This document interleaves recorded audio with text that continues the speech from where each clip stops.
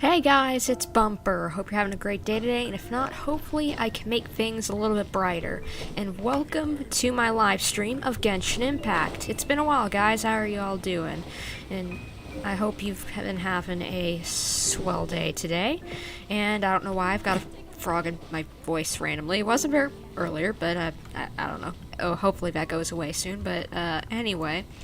Hey, it's been a while since we've streamed, so I thought it would be fun to come and do a few things, maybe tie up some loose ends of things before we head off to Inazuma, as well as do some event stuff that's going on right now.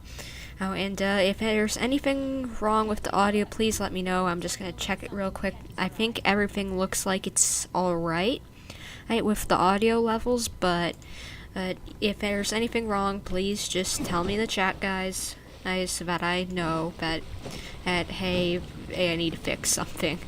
And so yeah, since it's been a while, things can get messed up. I just updated it recently, so my software recently, so I don't know if it's gonna do something wonky. So hopefully not. But let's see, how many people are here? Just one from what this says. It might honestly just be myself viewing this on my tablet so that I can and follow the chat, but that's okay. Hey, while we're waiting, to get a few extra viewers, I might just start off my daily commissions just so that I get those out of the way at least. Yes, but hopefully you guys been having a very good day. And what do I need to do? Oh right, it's this stupid little quiz thing. And Lisa's a librarian. You think I don't know that? Yeah, Kaya. He's the cavalry captain. And let's see, last question. I've met Amber. What is she? Outrider. Yep, I know. Thank you. Can you just give me my primo gems? That would be nice. Thank you.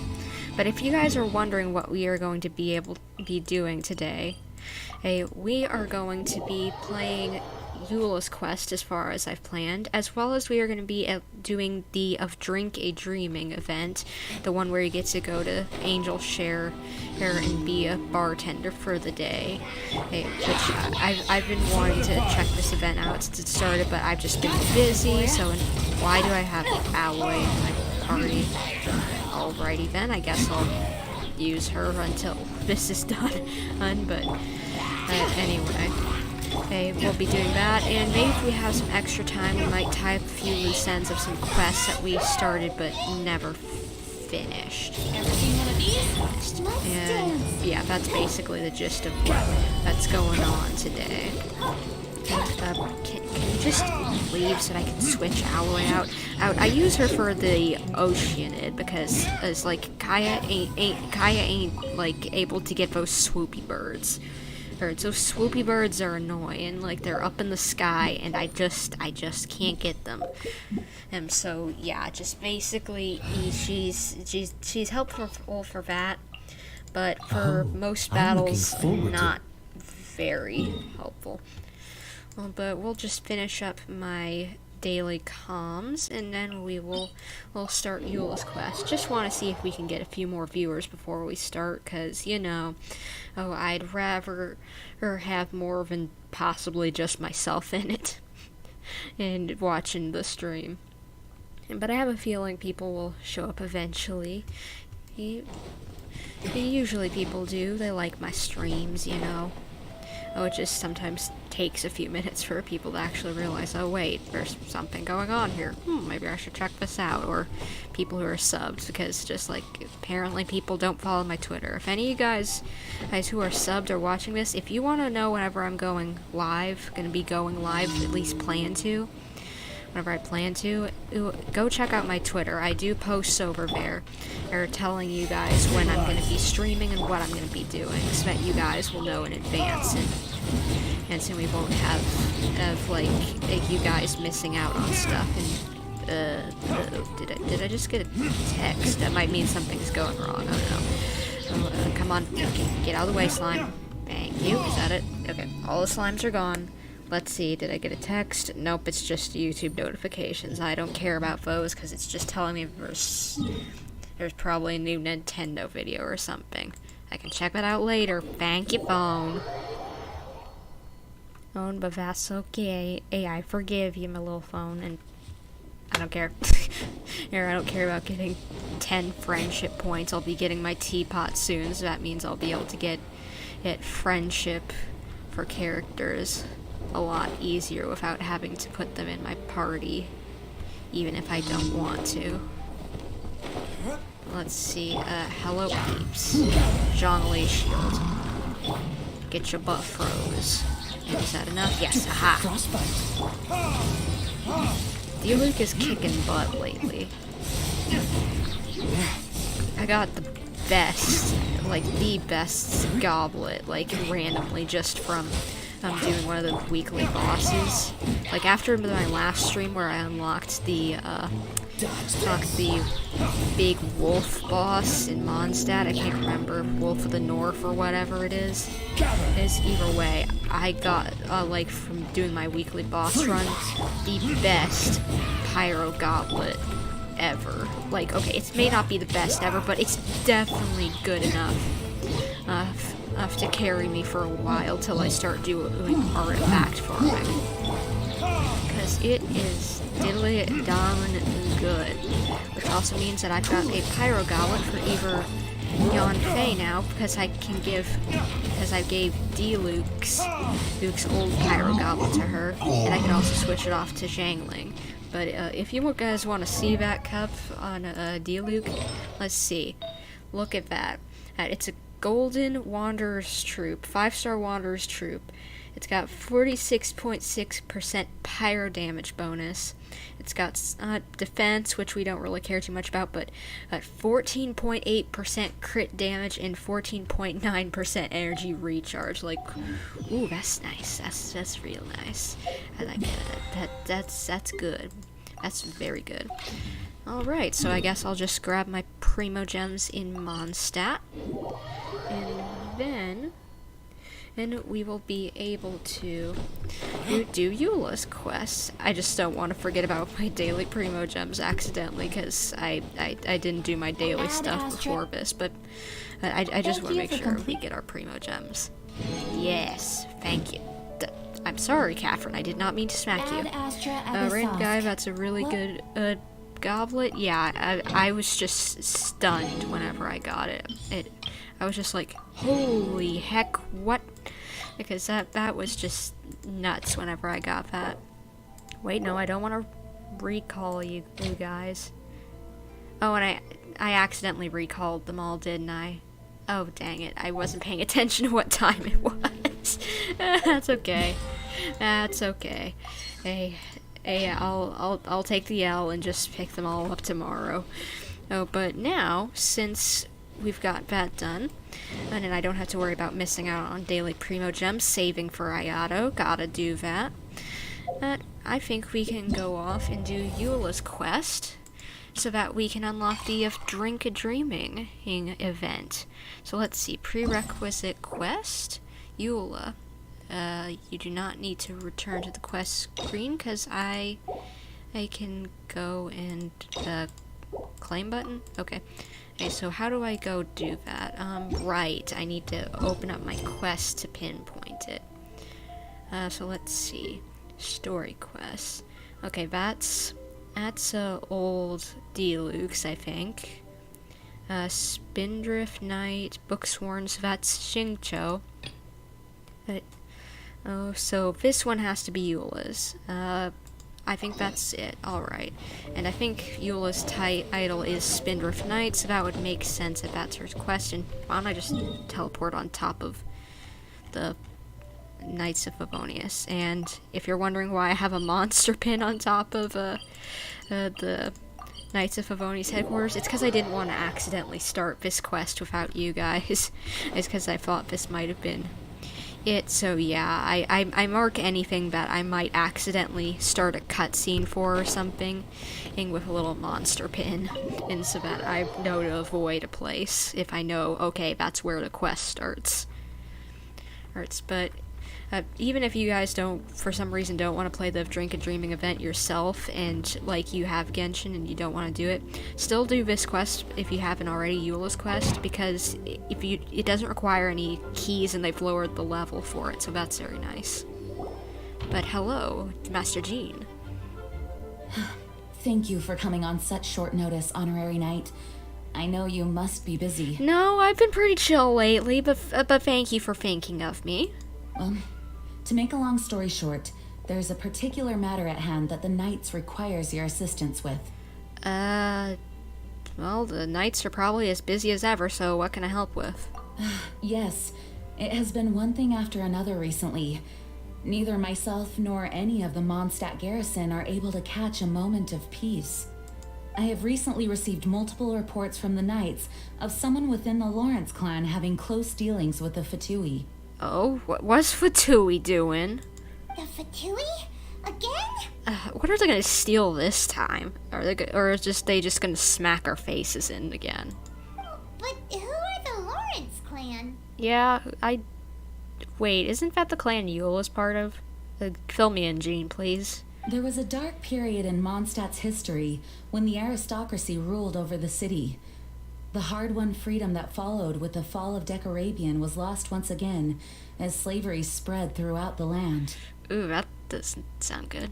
The first Dandelion Knight, Vanessa, spearheaded the revolution that overthrew the old aristocratic system and established the Knights of Favonius, leading Mondstadt to become the city that you see today. Oh, so you carry the same title as the first Knight of Favonius or whatever? I think Vanessa made the Knights of Favonius, so that would make sense, but that's cool that you share a title with her. The aristocrats that had oppressed the people of Mondstadt were none other than the Lawrence clan.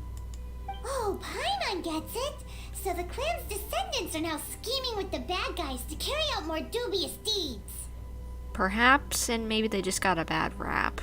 We suspect as much, though we have yet to obtain any solid evidence. The reason I summoned you here today is to ask you to help us further investigate this matter. But why us, Jean? You've been off and away. What do you need us for? Unfortunately, the Knights of Favonius and the aristocracy have been at odds with one another for as long as I can remember. We've already considered every possible way of resolving our differences, but it seems the descendants of the aristocracy remain antagonistic towards the Knights. No matter what stance we take when dealing with them, the outcome is always the same. Our efforts only result in adding more fuel to the flames. Yeah, I could imagine that there might be some bad blood between the people who uphold justice and the people who, in the past at least, kind of, were doing some shady business. We could come knocking on their door on the grounds of a search warrant, but if the investigation were to come up empty, I'm afraid tensions and distrust would only increase. Yeah, makes sense. All of our past efforts would have been wasted. But as the honorary knight, don't I technically also belong to the Knights of Favonius? Wouldn't I just have the same problem? You are in fact the best candidate to represent the Knights of Favonius. I guess because I can kind of be impartial somewhat, I guess? But you need not emphasize your role as the honorary knight.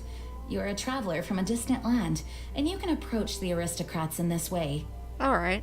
Once you come to friendly terms with the Lawrence clan, you should be in a good position to learn more of their possible connections with the Fatui. I think I can do that. Some spy business? Alright, I can do. Oh, leave it to Master Jean to come up with such a thorough plan. Perhaps such plans have become second nature after all the diplomatic issues I've dealt with. Yeah, you've been dealing with a lot of those lately. The name of the Lawrence clan member in question is Schubert. Lately, he can often be found strolling near the northern city walls. Alright.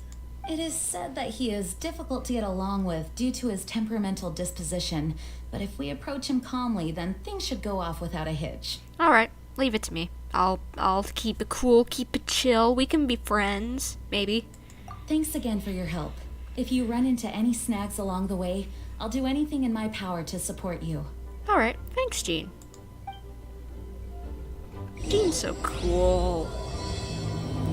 She's always fixing things and knows what to do. Like, why can't I be as cool as her, always knowing what to do, being responsible? Well, not that I'm not responsible, but either way, just that, you get the picture.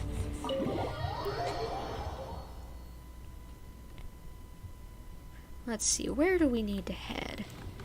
Okay, so they're over outside the city wall, I think she said, so we shall head off in yonder direction.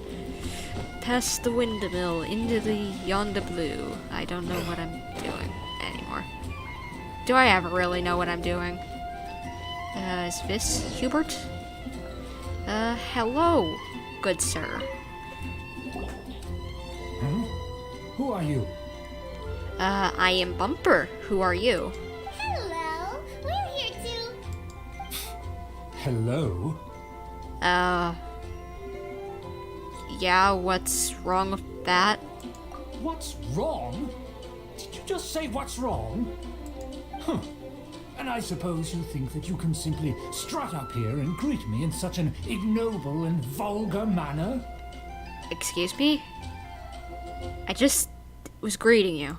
Given that I don't recognize you, I can only assume that you are a traveler of some variety. I'll have you know that you are speaking with the Schubert Lawrence, a blood descendant of the magnanimous nobility. This dude is stuck up. If you wish to address me, you'd best consider your words more carefully. Such nonchalant manners are inadmissible and will never do. Dude, get your undies out of a wad, please. Can we just be talking peer to peer, friend to friend? We just met. Be nice. Now, if you're somehow capable of understanding anything I've said, then you will get down on your knees, apologize for your negligent actions, and give me a proper introduction. That is the appropriate etiquette. The appropriate etiquette is that I smack your face if you don't hush. Hush and apologize to me. That's etiquette? Paimon's never heard of something so complicated before. In former times, when people knew their place and respected traditions, such conduct was only basic courtesy when greeting a nobleman. You don't seem so noble in my eyes, bro. You want a wet fish slap in your face? I may not have that fish weapon, but I'll still find a fish and smack you with it. And neglecting your manners would result in a swift whipping. Excuse me? Can I just grab one of the Knights of Favonius? You know what, I'm an honorary knight anyway. Hey, can I just smack you and put you in solitary or something? Look at the world now. Rules have been thrown to the wayside and manners forgotten. I cannot bear to see such degradation. Sounds like too much a hassle to me. What did you say? You dare question the dignity of the nobility? Oh, hush. Chill. Take a chill pill. I'll have you know that though the Lawrence clan is in decline, myself and others of noble blood are looking for a chance to restore our rightful honor. Well, this ain't how you restore honor, bro. Just take a chill pill. Seriously. If you get any closer with that hand, I'm gonna bite you. Just look around. The people are unruly and undisciplined. I, however, strive to retain the elegance and etiquette of the nobility. After all, we are of a completely different breed by birth. The heck? I haven't even said anything yet, and you're just going off on a tangent. Save your words. I find your manners and bearing repulsive. I have nothing to discuss with the likes of you. Yeah, and I'd have nothing to discuss with the likes of you, dude. Besides, I am in no way obligated to instruct commoners on basic courtesy. Oh, commoners, let me get you my sword out and show you what a commoner can do. Now I have more pressing matters to attend to. I'll take my leave. Yeah, you better start walking, otherwise you're gonna get a sword to the face. So this is what Master G meant by difficult to get along with. Apparently. Let's head back and talk things over with her. Yeah, Jean. Now, just Random guy, I hate that man so much. I can't blame you. Oh my gosh. Can I slap his face in? And oh, hey Amber. Well, if it isn't the honorary knight. I'm just on my way out to gather some intel. I didn't expect to run into you here. I didn't expect to see you here. Good to see you, Amber. Huh? Judging by your expression, you must have run into some trouble. Trouble is the least way to put it. Someone with their undies in a wad is the best way to put it. Master Jean tasked us with a special assignment, but things seem to have run aground for the moment. It's a long story about some dude who I want to smack. No need to get down on yourself. Sometimes things just don't turn out as planned. Even I can't guarantee useful intel every time I'm dispatched. You just have to keep at it and never give up. Thank you, Amber. I needed some encouragement after that ordeal. Hey, why don't you let me try to help? What's the problem? Lawrence clan, apparently. Master Jean asked us to build a connection with someone named Schubert Lawrence. But it turns out that he's a peculiar character that doesn't listen to anyone, especially Paimon. Yeah, that's one way to put it. Aha, Schubert! I know him. Let me guess. He said you didn't have any manners. Sounds like you're no stranger to his rants. I've been on the receiving end of his lectures many a time. The Lawrence clan can be very particular about such things. You mean everyone in the Lawrence clan is just a big headache? Possibly, and that sounds like no fun. Oh my gosh, if I have to get close to another person in Lawrence clan who's just as stuck up with them as them, I'm gonna just go insane. As aristocrats, they believe there should be a certain distance between themselves and common folk. I understand their thinking, but that's just not how things are anymore. However, there is one exception among the Lawrence clan, my good buddy, Eula. Yeah, I thought she was part of the Lawrence clan. Yeah, I was right. Buddy? That's right. Not only is she from the Lawrence clan, but she's also captain of the Knights of Favonia's 4th company. Jean told us that the Lawrence clan sees the Knights as enemies. Eula is special. She's not quite like the other members of her clan. She has her own beliefs and it shows. Yeah, that's cool. I kind of remember. I know. I can't speak. I remember that she was pretty chill, honestly, whenever we met her in the Dragonspine event recently. She was cool. I honestly wouldn't think she'd come from a clan that acts like that. Like that dude. Ugh. Can I just say that again? Ugh. That is what my reaction to that Schubert or whatever his name is. In other words, she doesn't really adhere to the strict rules and conventions of her family. However, she's still quite knowledgeable about dealing with the Lawrences. I'm sure you'll see what I mean if you meet her. Alright. Well, do you know where she is? She could be helpful. That's strange. If Eula is a member of the Lawrence clan, then why would Master Jean choose us for the task? Couldn't she just ask Eula?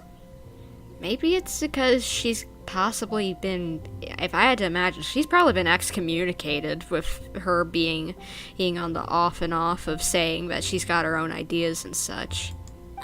Well, it's a little complicated.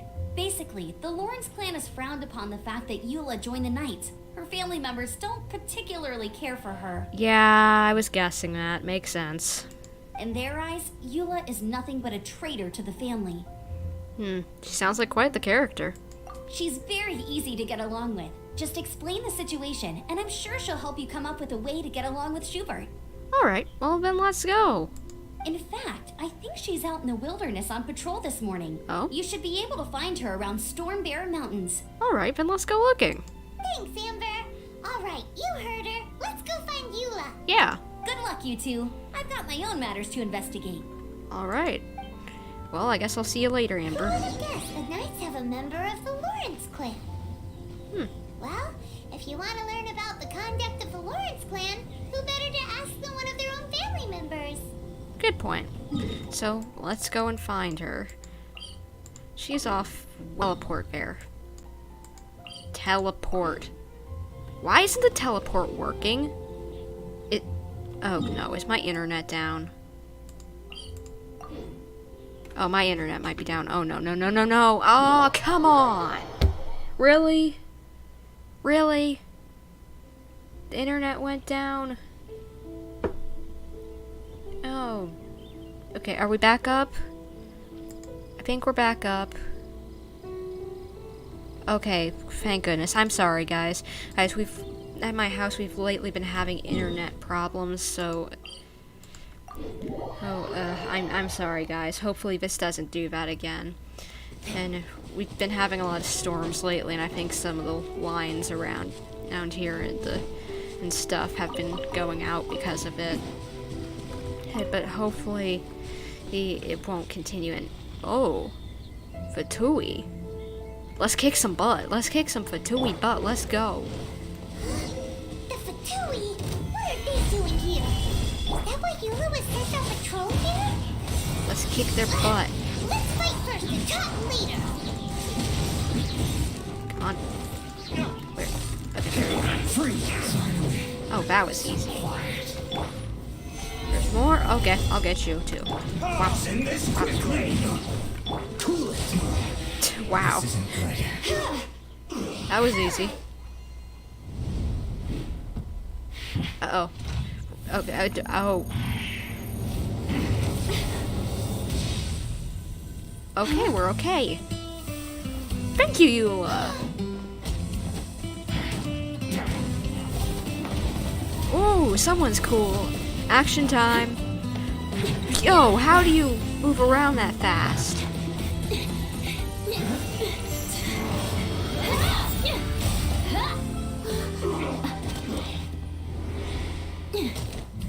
Wow. Girl, you kick butt. You don't think twice before reaching for your sword, do you? Do you have any idea how long I've been tracking these targets? No, I'm sorry if I messed something up. And now you get to stake a claim. You think you're stronger because you got to them first? No. Mark my words, vengeance will be mine. Alrighty then. What? I'm sorry, vengeance? That's right. I heard the commotion and came as swiftly as I could, only to find you two already fighting the Fatui. Not only that, you are making quick work of them too. Should I take that as a compliment or as a you're mad at me? If I didn't make my move, you would have been able to take all the credit. Okay. Still, I'm glad you're unscathed. Confronting that number of Fatui at once can be dangerous. I actually am quite used to fighting the Fatui. Sorry, Paimon doesn't understand what you mean, but thanks for your concern. Concern? Why would I be concerned for the safety of my arch enemies? We're not enemies. We're both Knights of Favonius. Take a chill pill, please. Arch enemies? Oh, wait a minute. You were saying how glad you were that we were unscathed a second ago. By which I meant, if you were injured, I'd have to escort two strangers guilty of stealing my targets all the way back to Mondstadt. Which would mean you'd cause me even more trouble. My vengeance would be swifter still. Why do you want so much vengeance on me? Huh? So that's how you see all this? So, you must be Eula? Yes, that's me. Okay, good to know. Yeah, I thought so, but I just wanted to make sure. This girl needs to take a chill pill. Paimon thinks she's pretty strange. Although at least we can communicate with her. Unlike Schubert. You dare to call someone you've just met strange? Forget the aristocracy. That's rude even by normal standards. Speaking of which, how do you know my name? Someone named Amber told me about you. This is the honorary knight of the Knights of Favonius. And speaking of rude, we're trying to investigate an aristocrat named Schubert Lawrence. He's so obsessed with etiquette that he's not even willing to speak with us. Yeah, it's a bit of a problem. I understand now. That's my uncle, all right. But why do you mean to investigate him? He may be secretly involved with the Fatui. I see. You have some nerve to faming a family member right in front of me. I will have vengeance for this too. What is with your vengeance? Stop it with the vengeance! No. This is an assignment from Master Jean. It's just an investigation, that's all. Aren't you worried about your uncle? To the everyday citizens of Mondstadt, everyone in the Lawrence clan is scum. It's natural for rumors and unwarranted gossip to lead to such suspicion. Hard to avoid such a reputation when you're known as the ruthless rulers of Old Mondstadt. Yeah, that's kind of a hard thing to get off your name. Oh, so that's what you think of me? Yet another transgression to avenge. What is with your vengeance? Are you gonna kill me at this point? Jeez! But didn't you say it first? Oh. Curious. We've only just met, and you've already given me 3 causes for vengeance. It's been a while since I've encountered anyone as interesting as you. Why do you seem happy about it? I assume you need me to teach you the conduct of the Lawrence clan. Only then will you finally be able to communicate with my uncle, correct? Correct. That's right. Amber told us to come and talk to you. Ding ding ding. Thank you, Paimon, for explaining. Well then, let's begin your training immediately. It'll be easier to train when we're back in Mondstadt. We'll require other people. But... weren't you just plotting vengeance against us? We can put that aside for now. Besides, if it's the acting Grandmaster's assignment, and Amber's the one who recommended me, I should comply. Well, thank you for waiting to probably smack me. Hyman's confused. Yeah. This girl's all vengeance this and revenge that. But she doesn't seem the least bit angry. Yeah, it's interesting. Hyman has met bigger weirdos before. Schubert. Schubert rings a bell on weirder people. Yeah, at least in my opinion, he does. Like, okay. Is this where Eula is? Hello, miss. Would you mind teaching me some etiquette? Ah, you finally arrived. There's no time to spare, so we'll begin with our first lesson. Alright. Wait, hold on. There's something we need to clear up first. Otherwise it'll keep bugging us. About all that vengeance stuff, what do you mean? So that's still on your mind, huh? Maybe you're the ones who can't let things go. Excuse me, you're the one who's talking about vengeance. Don't worry, there's a time and place for exacting vengeance. Besides, I'm not in the mood for any right now. Best save it for later. Okay. You need to be in the right mood for vengeance. I guess, for her. I don't know. I already have a long list of vengeance to exact. Even if I wanted to begin now, I'd have to start in the right order. Okay. Who knows how long it will be before I get to you? Hopefully it's a long time. And maybe you give me a warning. Well, if you have so much to take care of, wouldn't it just be easier to give us a clean slate? Yeah, forgive and forget. Absolutely not. Stealing my targets, calling me a ruthless ruler, and suspecting my uncle. All worthy of vengeance in my eyes. She wasn't kidding. But you needn't worry, at least not whilst we're investigating this matter. I'm sure you're familiar with the phrase, a man of moral integrity fears no slanderous attack. Not really, but I get it, because if you're doing the right things, you'd have no reason to be afraid, even if people do come after you. If Uncle Schubert didn't commit any wrongdoing, then any such investigation will prove fruitless. But if he did commit a wrongful act, then he should bear the full punishment. Correct, he definitely should if he did the wrong thing. I'm sure you understand. Yeah, I think I understand what you mean. Good. Now, there are 2 key points that aristocrats attach great importance to. Your manner of speech and your bearing. Let's begin with your manner of speech. Aristocrats have a very unique way of carrying conversation, even with mundane daily topics. Okay. And what is... How do I do that? Oh, Paimon's already learned some unique conversation. Mark my words, vengeance will be mine! That's a pretty good impression, Paimon. Bravo! Paimon, you did so good. And you might get vengeance for that now, too. Not even close. And besides, it sounds strange. Hey! Paimon learned it from you! And didn't you say not to call others strange? Ooh, you gonna get some vengeance on you, Eula? It seems you don't respect the rules of your own clan. Okay, now that might get vengeance on you, Paimon. Vengeance going all sorts of different directions. No, I've no need to trouble myself with such frivolous formalities. Here, allow me to demonstrate. For example, when greeting a friend, you could say, "As the morning dew greets the coming dawn, so do I greet you, my dear friend." Okay, yeah, that's definitely a lot more formal. As the morning dew does what now? Don't worry, we ain't using that because as we ain't friends with that dude. However, such a phrase may only be used during the morning hours. Also, the party with whom you're speaking must be of approximately the same status as you. Morning dew is not uncommon, so it expresses that friendship should not be measured by value, yet also suggests that friendship between aristocrats is pure like water.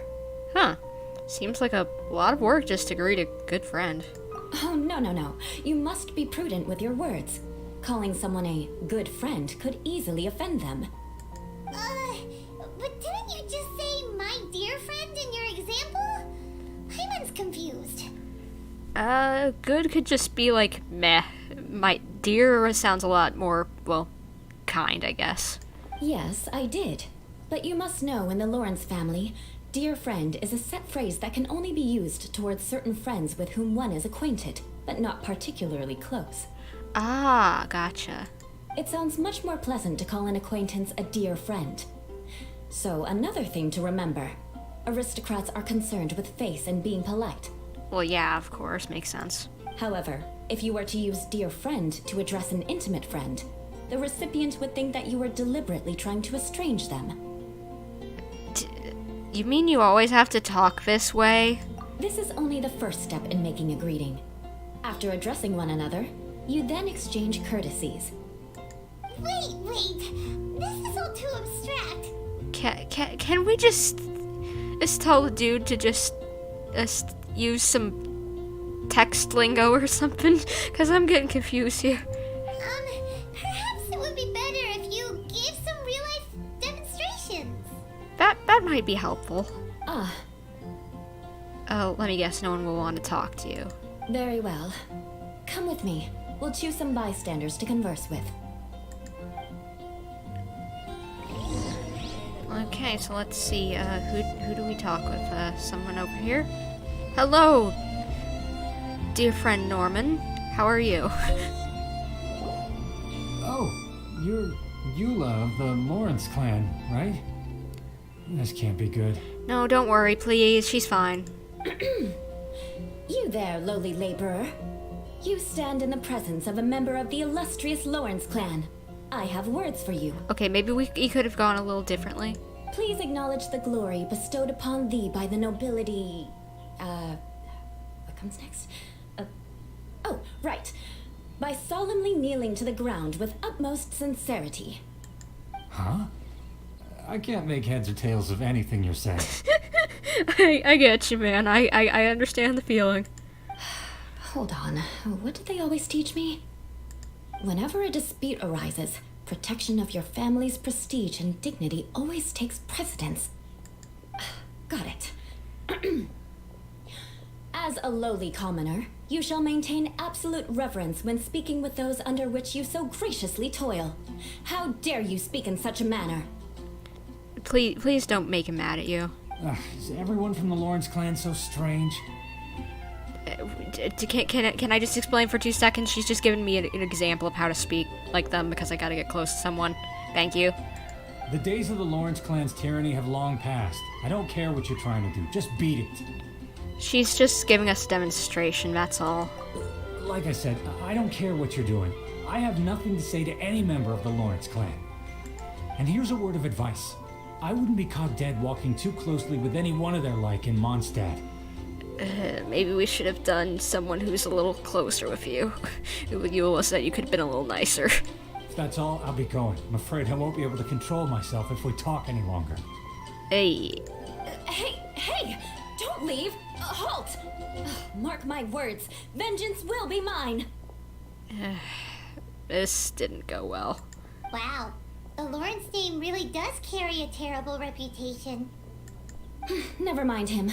I could have predicted as much. Let's find someone else. I don't think we should try again, Eula. This is gonna go badly. Hello, Leno. Please forgive me for what's about to happen. You there, lowly toiler. You stand in the presence of a member of the illustrious Lawrence clan. I have words for you.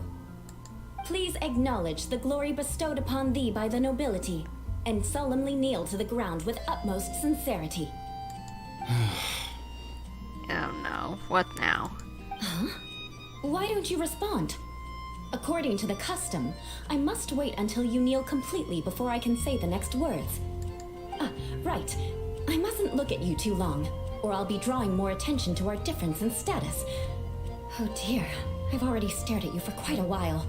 Oh no, what now? I don't think the guy even understands what's going on and he's just gonna walk off. Fine. You may spare yourself the formality of kneeling, as it may be a little inconvenient. I shall continue. Oh, wait. I think there's a line for people with rude attitudes in this situation.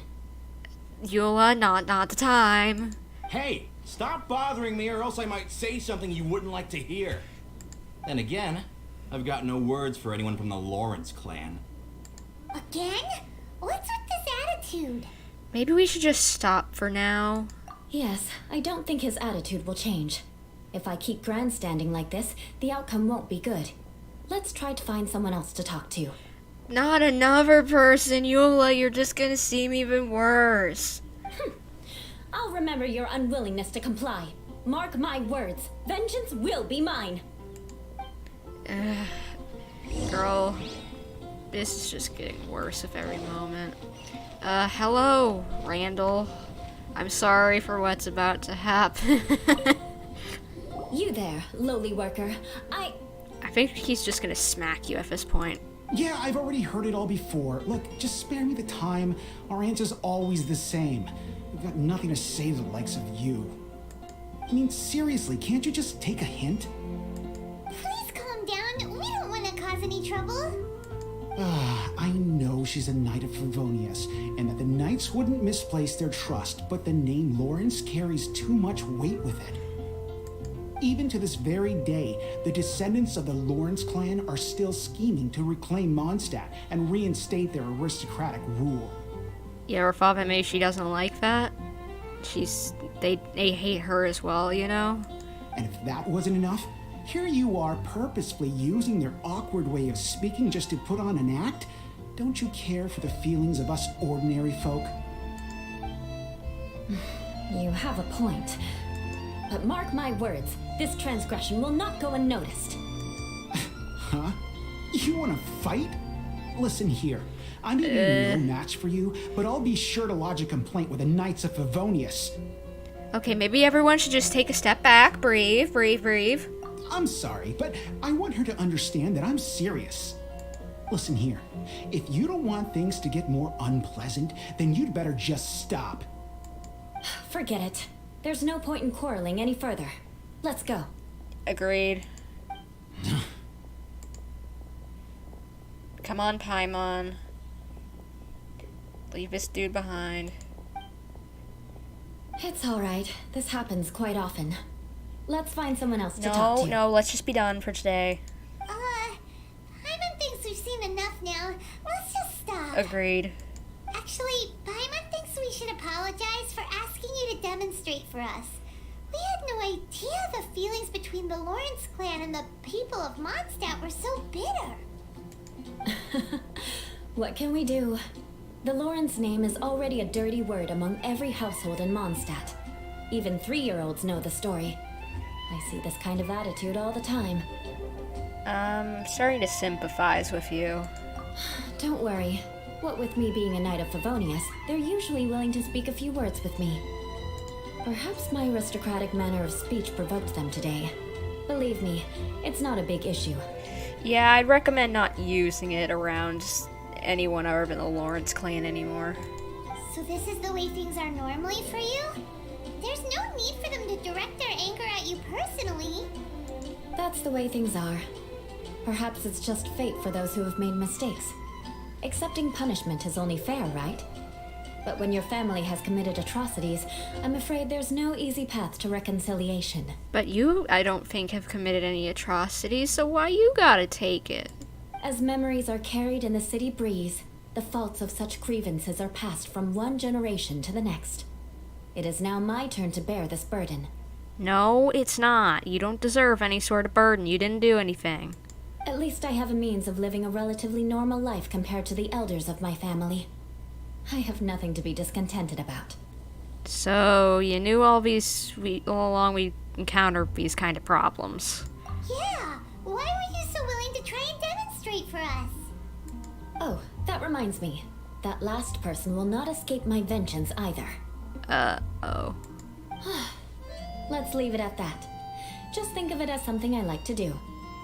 But unfortunately, you probably didn't learn much from those conversations. It seems we have no other choice but to find more people to talk to. No, let's just practice by ourselves. No need. Besides, the Traveler's pretty sharp, and nothing gets in our way on an adventure. Paimon thinks we got the gist of it now. Yeah, I think so. I think I can figure it out. Right? Right? Yeah, I think I've got this. We'll just have to roll with it for now. Let's just keep Eula from getting anyone else riled up. Yeah, good idea. Well then, I'm glad you learned something. You're already halfway toward mastering aristocratic conduct. A proper manner of speech is more aesthetic than anything else. It stems from their taste for refinement. But we must also practice your bearing. My what? I have a very effective way of training for this. Come with me to Dragonspine. Okay, what does that have to do with anything? What is our bearing? Am I just forgetting the meaning of something, or what? What do we? What is bearing? Like, but do I need to Google this? It's a Google search. Beep boop boop boop. I don't remember, or I used to know all this kind of stuff as a kid since I liked etiquette, but I don't anymore. It's so cold. Does aristocrat training really need to be done here? Yeah, I agree. We're probably gonna freeze our butt off around here. If you wish to truly achieve the dignified conduct of an aristocrat, you must learn to remain composed and elegant even amidst harsh conditions. For example, you can see that part of the path up ahead is quite difficult to traverse. Correct. But a well-trained aristocrat would not only effortlessly proceed forward, but do so without a stain on their garment and their elegance fully intact. Oh, so we're just basically prim and proper time, okay. Paimon thinks we've left the realm of aristocrats and entered the realm of adventuring. Well, that is more of our style, so I think we can do that. Compared to what we've already seen, this should be a piece of cake. Yeah, I'm used to this kind of challenge. Uh-huh. This is where you can finally apply some of your adventuring knowledge. You look pretty confident this time. All right, let's get started. Remember, you must be graceful and elegant. Don't get knocked or launched into the air. That would be most unsightly. Alright, I can do it. Okay, so I guess we need to get to all these different areas. I'm just gonna go around. Basically just a little obstacle course. Alright. So let's go around. Alright, careful. What's Good. the hurry? Oh, okay, we're good. Alrighty, we got knocked Not around once, bad. but that was okay. A lot better than I had anticipated, at least. Why, thank you.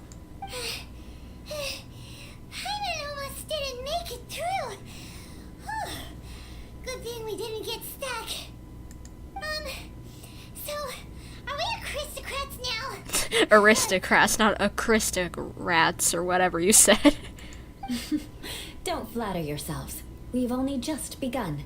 Oh no, what now? The scenario was relatively simple. In the face of a real battle, one would seldom have a chance to stop and evaluate the situation. I didn't really stop and evaluate anything, I just ran. There's a ley line monolith just up ahead that will attract nearby monsters. True elegance is the ability to calmly yet swiftly make decisions in the heat of battle. No wonder you're so skilled. My family set only the highest expectations for me, even as a child. Let's proceed, shall we? Alright. This shall be interesting. This should be interesting. Very interesting indeed. Alright, activate This is the ley line monolith. Go ahead, activate it. Yep. But be careful not to get launched into the air or frozen while fighting. That would be most unsightly. Don't worry, that ain't gonna happen, Eula.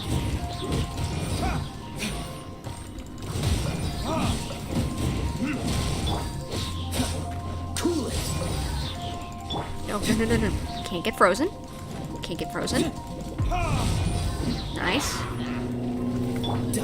You failed this time. What a Oh, shame. come on. But not to worry. It's just training after all. Let's try again. Okay.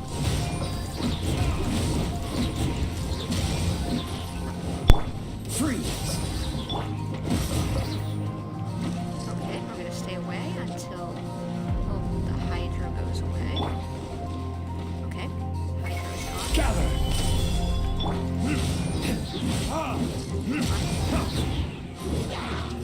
Okay, got more Hydro. Watch out. Stabilize!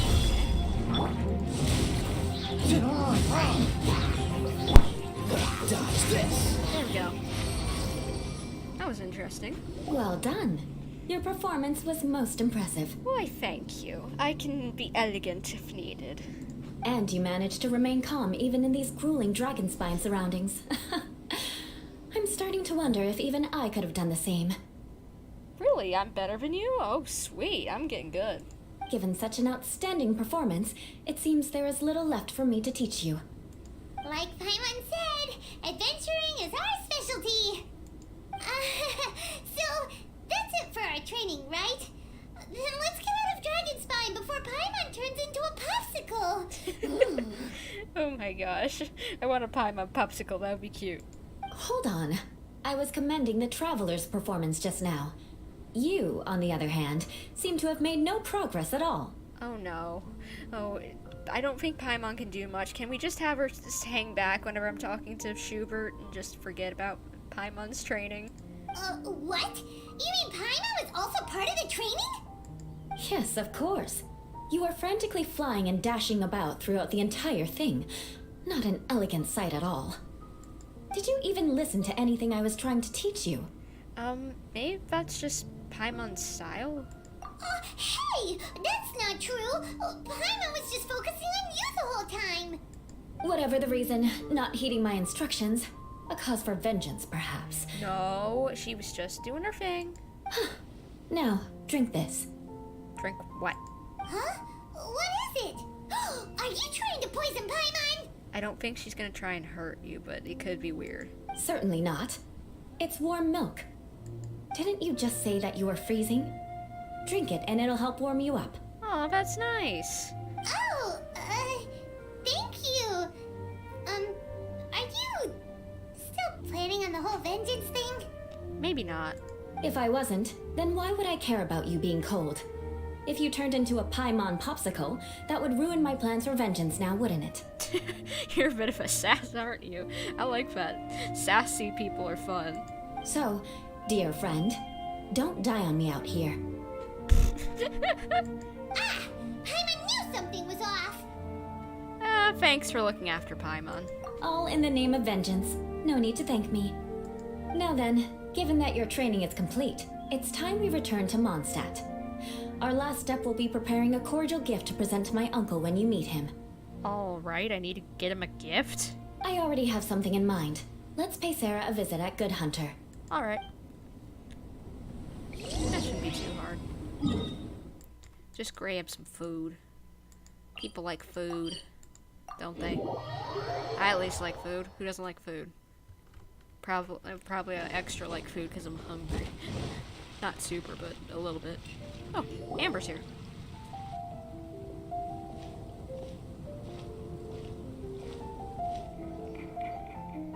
Oh, hey, Eula. I see you've met the honorary knight. Yep, we've gotten acquainted. We meet again, Amber. Seems we're just bound to run into you these days. Well, I just got back and was thinking about grabbing a bite at Good Hunter. But now that you're here, why don't we all eat together? Sorry, I got some things to do. Very well. It's been some time since we've last shared a meal together. Oh, wait, we actually do have time? Okay. Come, take a seat. We can discuss my uncle's gift while we eat. Alright. Accepting Amber's invitation, you and you will sit at the table. Is there something else you'd like to order? Could you please prepare a serving of my uncle's favorite, gebratenes Fleisch mit Sauerkraut? We'll take it as a gift to him later. Excuse me, what was that jumble of English? All I understand is sauerkraut. Let's see, gebratenes... I don't know what any of those other... I only know sauerkraut. I should know if probably this because I have some German in my blood, but all I know is sauerkraut. Coming right up. It'll take some time to prepare. I'll have it here at the counter once it's ready. Alright, thank you, and that's a lot of food. Hold on a moment. Is this satisfying salad also something that Amber ordered? No, she didn't order it. But because she didn't order any vegetables, I thought I'd throw in a salad on the house. You know, to contrast all the meat dishes. Ah, gotcha. So, we clearly didn't order this, yet you prepared it without authorization. Mark my words, this transgression will not go unnoticed. Oh, Eula, can we just give it a rest?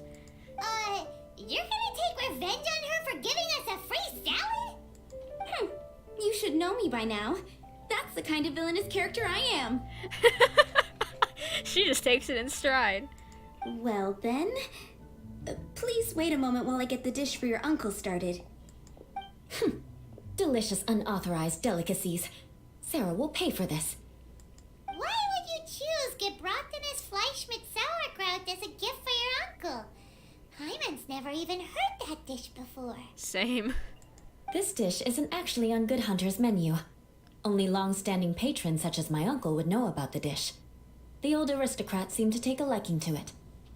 Because of the sour flavor of the sauerkraut, not too many people are fond of it these days. I guess it's become less popular over time.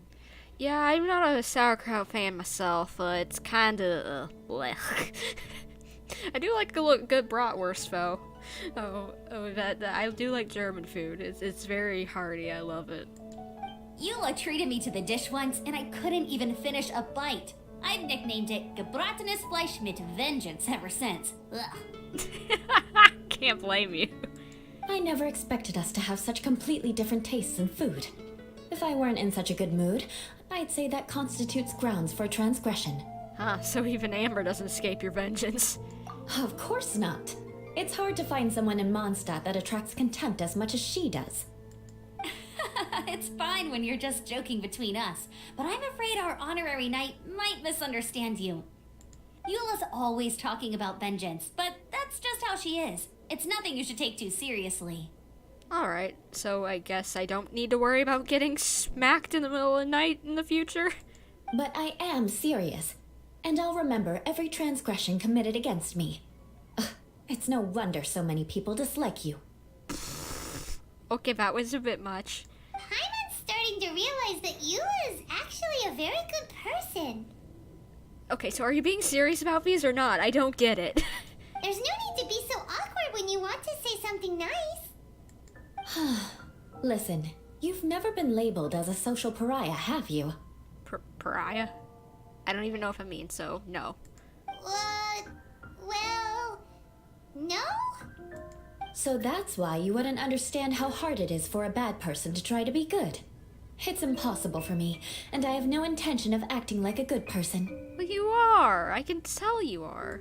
All right, no need to look so sullen. I'm just kidding. Come on, let's eat. The food is getting cold. After an awkward pause, everyone resumes cheerfully chatting. Oh, I'm stuffed.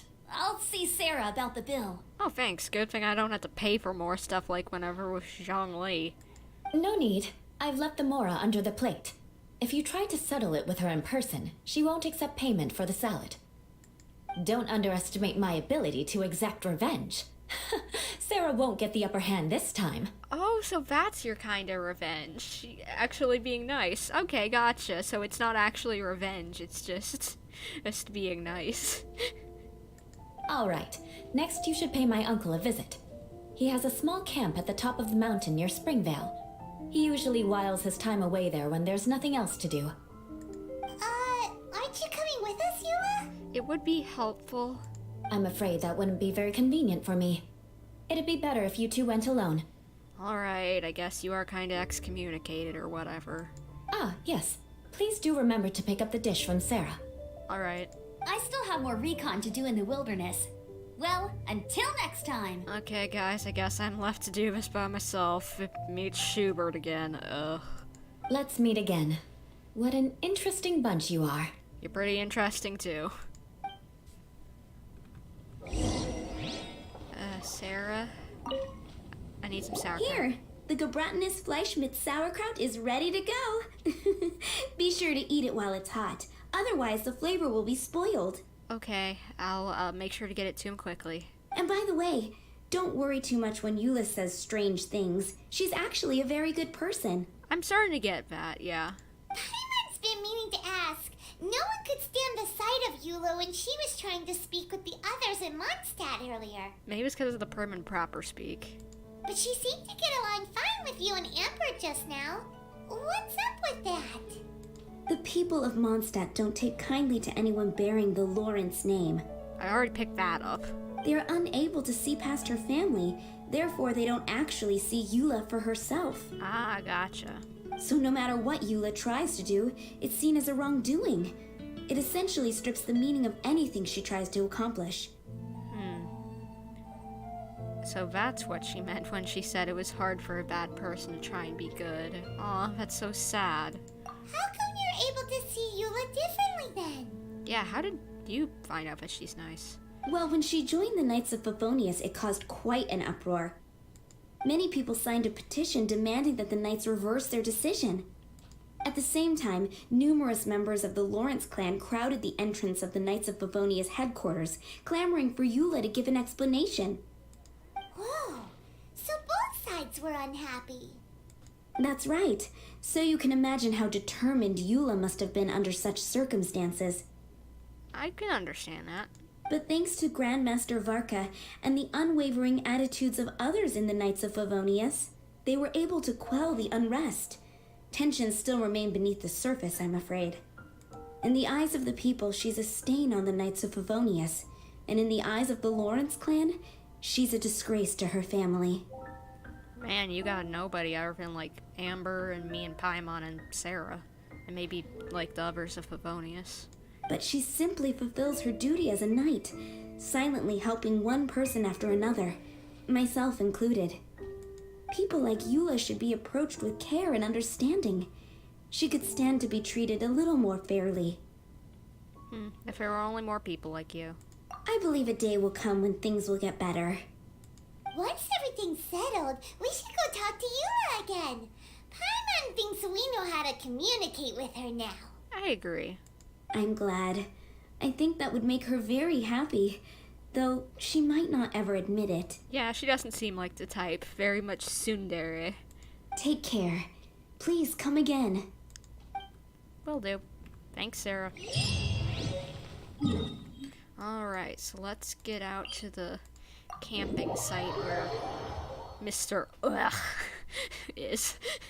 That's what I'm just gonna call him now. Ugh. That's what Schubert is. He's ugh. But don't tell him I said that. Oh my gosh. Excuse me, Sir Schubert, I come bearing sauerkraut. Would you like some? Hopefully, yes. So that you'll actually talk with us, please. Excuse me, sir. Good sir.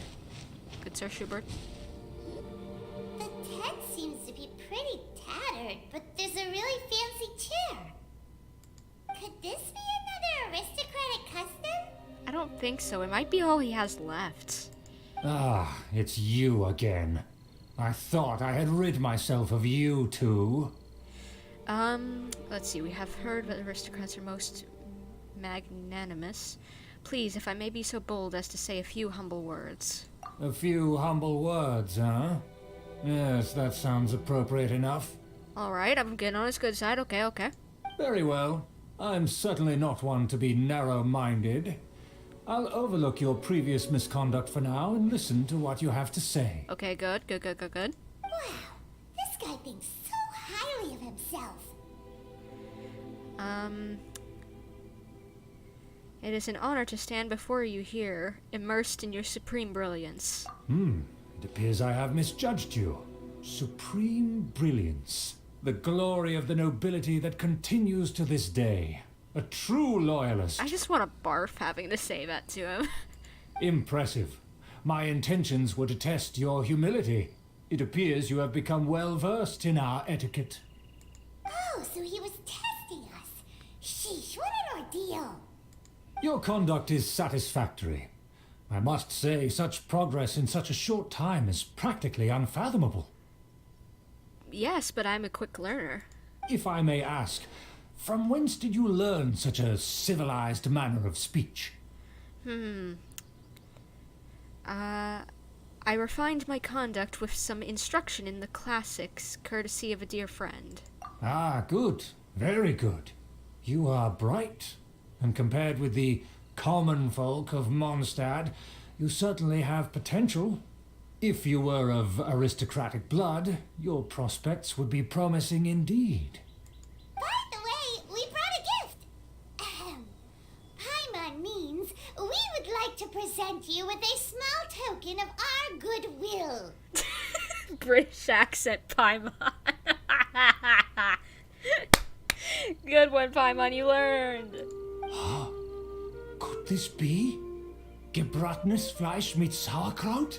Correct. It's evident that your sentiment is genuine. As a young person nowadays, only with no small effort could you achieve such a dish. It's been so long since I dug into a big, tasty... I beg your pardon. What I mean to say is, since it's nearly mealtime, I shall partake. Sounds like someone loses a little bit of their aristocracy when they see their favorite dish. Super relishes the gebratenes Fleisch, whatever. Ah, yes. This aroma, just as I remember it. And this exquisite sour flavor. A delicacy that only us noblemen and women could appreciate. Absolutely, good sir. I must say, I please do not offer any to me because, as I've eaten plenty. Now even Paimon's starting to wonder what it tastes like. I acknowledge your genuine goodwill. Such sincerity must certainly imply that you come bearing a request. It seems there's word that the Lawrence family has a grand scheme of sorts, if you don't mind me asking. Wait, so you've come to know of this, too? It was meant to be a family secret. I would like to do what I can for the nobility. Well, considering your meticulous etiquette, you must be a talent of unusual fortitude. I'm willing to place my full trust in you. Why, thank you, good sir. I must say, it shows quite of your vim and vigor and blah blah blah, whatever. Thank you. Please, come with me. We happen to be in need of competent fellows like yourself. So where art thou going? Along with me by thy side, good sir? To see some friends from a distant land. They have offered their assistance in restoring the Lawrence clan to its former glory. I think it is Fatui. They were right. So he trusts us solely based on your etiquette. Perhaps this is what the old aristocrats see as most important. Well then, let's get going, shall we? You'll understand everything in due course. All right, good sir. I will. Do you think his friends are the Fatui? Things will get sticky if the Fatui happen to recognize you. What should we do? Just try to stay behind him, I guess. I don't know. Just try not to get too close in this involvement, I guess, or whatever. I don't know. We'll figure this out. We'll know what to do. Just hide where we can. Excuse me, are there anything to do? Oh! Oh! Dungeon time! Let us go. Huzzah. Let us start this adventure. Hopefully this hasn't been too boring with all the aristocracy in the air and all that. Huh? Why have you put on a mask all of a sudden? It is only proper for aristocrats to wear a mask. Even if they are powerful, our status is much higher than theirs in the land of Mondstadt. And therefore we shouldn't allow them to admire our true faces so easily. I see. I think it'll be fine for you to show yours, but mine, I am such a lesser. They must not see my ugly face. Good thinking. Paimon thought for sure they'd recognize us. I think this is the mask from Deluxe's quest, so this is handy. Let's proceed, shall we? I'll introduce you as my guest. All right, good sir. Wait, they won't recognize the floating fairy? As you'll see in a moment, there are many already helping us. I heard that this area had already been purged once by the Knights of Favonius. Quite so. But it's the only place around Mondstadt that is well concealed and spacious enough. Alright. Although it has fallen into disrepair and does not suit the tastes of the nobility, we simply have to make do for now. It's interesting how I have to walk. Sorry, can we walk any faster? Of course not. An aristocrat always moves with grace in his steps. Alright. Moving hurriedly is unacceptable. As expected, it's the Fatui! You're right. As expected. Because we always see them around the city. They must be very powerful. Huh. Nothing more than foreign ruffians with power and the ability to flaunt it. But they are favorable business partners. Hold it right there. Who's this? I am a guest of Forland. If you really must know, they're my guests. If you happen to offend them in even the slightest, then you will be held accountable by the Lawrence clan. Yes, I shall take vengeance. But this matter is of utmost secrecy. We must exercise caution. You dare question the ways of a nobleman? I don't have time for this. Make way. No need to sound all high and mighty like that. Then you're not going to get a deal if you're telling him not to sound high and mighty. Fine. You may proceed. Alright, what are we doing? Come here with us. They don't dare to question you. Of course, that is the benefit of prestige. In past times, it would be a dire offense to speak to a nobleman in such a manner. We could determine a person's fate with the blink of an eye. Huh. And such glory will return to me again before long. I don't know why we had a waypoint set. We're gonna die? Where have I seen this person before? Please don't recognize me. And who, may I ask, is this? We mustn't bring just anyone in here. This is our new ally that I've recently met. They are completely trustworthy. You have the word of the Lawrence clan. It's a pleasure to meet you, good sir. Our plans are strictly confidential. It's not wise to bring in an outsider at this time.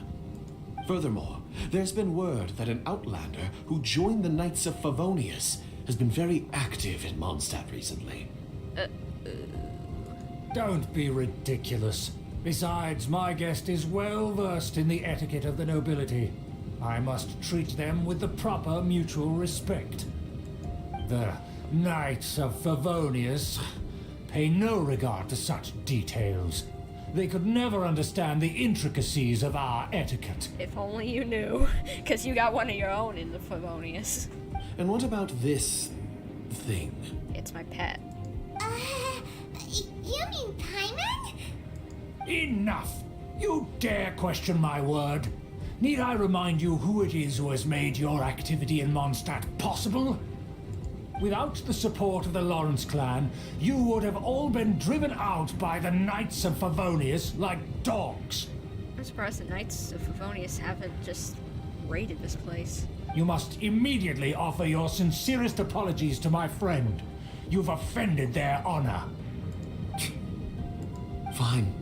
I'll take your word and make no further inquiries. Now, to the matter at hand. Did you bring the diagram of Mondstadt's defenses as promised? Oh, so that's what's going on here. Yes, of course. Here it is. I'd just snatch that and run. Can we just... Let me see. Why is it so poorly drawn? Everything's so squiggly and crooked. And what is this shape supposed to be? Oh, apparently he ain't an artist. Excuse me? I'll have you know that I went to great lengths to carefully draw this map by hand myself. That shape is the symbol of the Knights of Favonius. I see. Crude, but I can make do. Are you able to verify that this is all reliable information? Of course, you needn't worry about that. Don't forget what we agreed upon. The flag of the Lawrence clan will fly above the Knights of Favonius headquarters. Uh-oh, this isn't good. Can we just snag those out of his hand before or we get spotted and yeet ourselves out of here? The rights to that building, as well as the whole of Mondstadt, belong to the Lawrence clan. Yes, we will both profit from this agreement. There's no use haggling over the details. We will make good use of the intel you provided. Also, be certain not to divulge our identity. There would be diplomatic consequences, you know. Yeah, I'm aware of that. You already got enough problems. I'm surprised that you haven't just been yeeted out and not allowed anymore in. Don't worry, this matter is only between you and I. And my new friend here. No one else will know of it. Once this is over, I shall stand atop the Favonius headquarters and rebuke their pathetic rule over Mondstadt. Then, the city and all its people will once again be under the rightful and unwavering rule of the Lawrence clan. This is bad. Perfect. Just as it once was, and just as it should be. Okay, I don't need to be that close to your face, bro. Can we zoom out? May I remind you once again that we mustn't act rashly. That is all, for now. Very well, good sir. Very well. Huh? What are you doing? No need to keep up appearances. The jig is up. That's right! It's the Honorary Knight and their trusty companion, Paimon! We're here to crush your evil schemes into dust!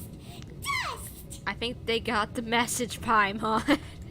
So this was all just a ploy to deceive me? It's your own fault! Who would put so much trust in someone based purely on their manners? After so much planning, this is how it ends? Huh? We'll see about that! That's why I got that waypoint. Makes sense now. Just as I expected. I knew I should have never trusted these foolish aristocrats. No matter, we already have the intel we need. Get them!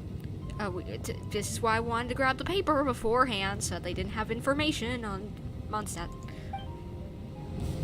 They're running off in different directions. Paimon remembers that this place is a dead end. Let's take care of the Fatui first and then deal with Schubert later. I see through you! I will end you! You can't run! Well, The door is open. Let's go!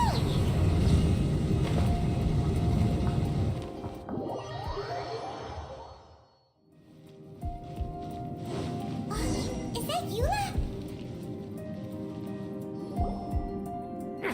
Don't touch me! Get out of my way! I'll leave on my own! It seems we finally caught up with you. This place is crawling with Fatui. Oh, it's you. It seems your investigation went well. Aha! I see now. So you're the one that taught them our etiquette. And I thought you despised such pleasantries. Furthermore, there is a rule in our family. Such traditions are never to be taught to outsiders. Ah, yes, rings a bell. So what? I had no reason not to teach them. You have brought shame to our family and ruined my plans. It's all for naught now. I know that you poured great efforts into these plans, Uncle. But you were well aware that it was not the right thing to do. As a Knight of Favonius, I could not overlook your actions. Knight of Favonius? Let's get one thing straight. I am your uncle, and you are a member of the Lawrence clan. You should strive to restore your family's glory. You still have a chance. Defeat every Knight of Favonius here, and leave with me. Then I shall plead with the family to spare you and give you a new beginning. So just to be clear, you want a Knight of Favonius to attack the Knights of Favonius? I shall say this one last time. You are not a Knight of Favonius. You are a descendant of the Lawrence clan. The blood of the Lawrence clan flows in your veins. You must comply with the will of the family. Since when have I ever complied with the will of the family? Why, you unruly maid! If anyone should be angry, it should be me. As a member of the Lawrence clan, you knowingly plotted against the city of Mondstadt and threatened its safety. Had you ever stopped to consider the trouble it would bring to so many people? Had you considered how many enemies you would make trying to keep the plans under wraps? You dare lecture me? That's right. In the name of the family that you so dearly revere, Uncle Schubert. I've never experienced the age of glory you always speak of, and I've never understood our family's incessant pursuit of it. But I am capable of discerning right from wrong, and I deeply understand what freedom means to the people of Mondstadt. The Lawrence clan should never and will never become what you've dreamed it to be.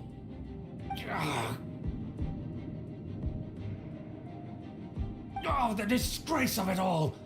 How could such a rebellious monster emerge from our own family? Huh. Things are starting to get pretty hysterical here. Politeness and elegance seem to have gone out the window. That's enough fuss for today. You two, take him away. The honorary knight and I have other matters to attend to. Given that you've already taken action, I assume you've come across some conclusive evidence? Paimon took a peek at their diagram.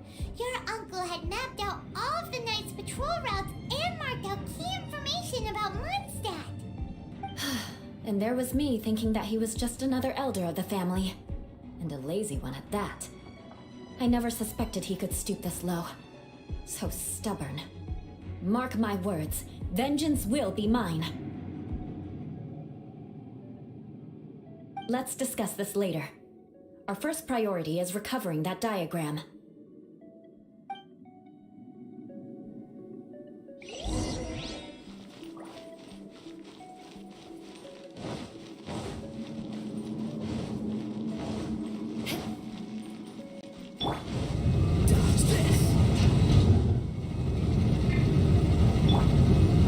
Beg for mercy.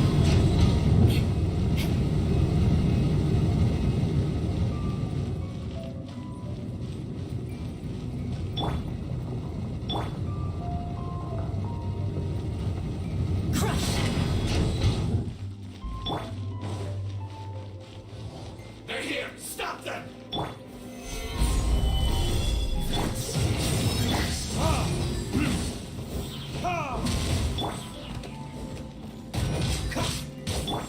Shudder!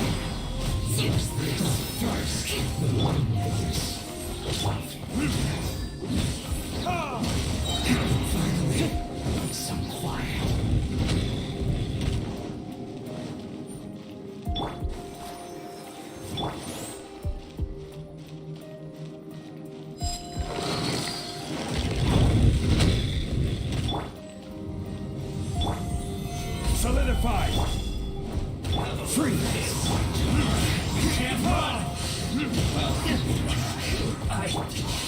Dodge this! Crush!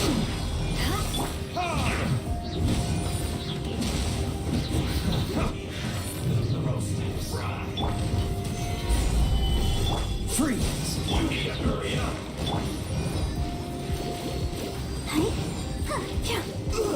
Fuel's clogged!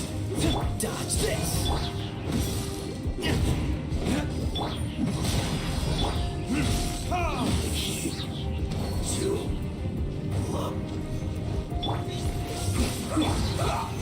Solidify! Don't get frostbite! Flood of frost!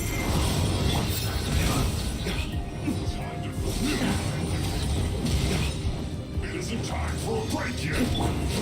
Freeze! Beg for mercy.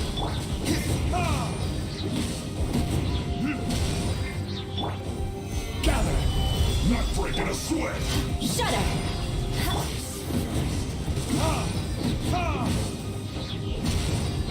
No slacking off! Beg for mercy.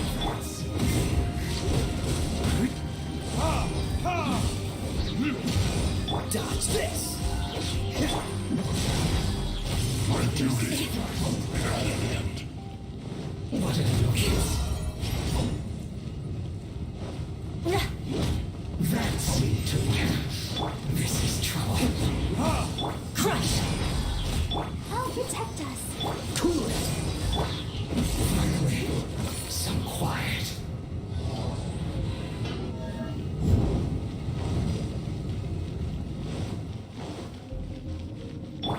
Beg for mercy.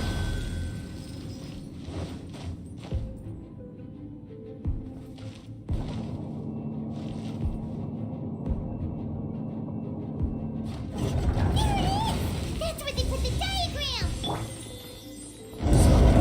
This here, huh? I guess there's no other option but to fight! You dare provoke me! Fatui, come forth and dispose of them! Freeze to the core.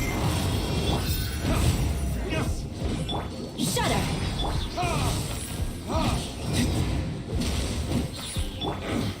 Solidify! Crush!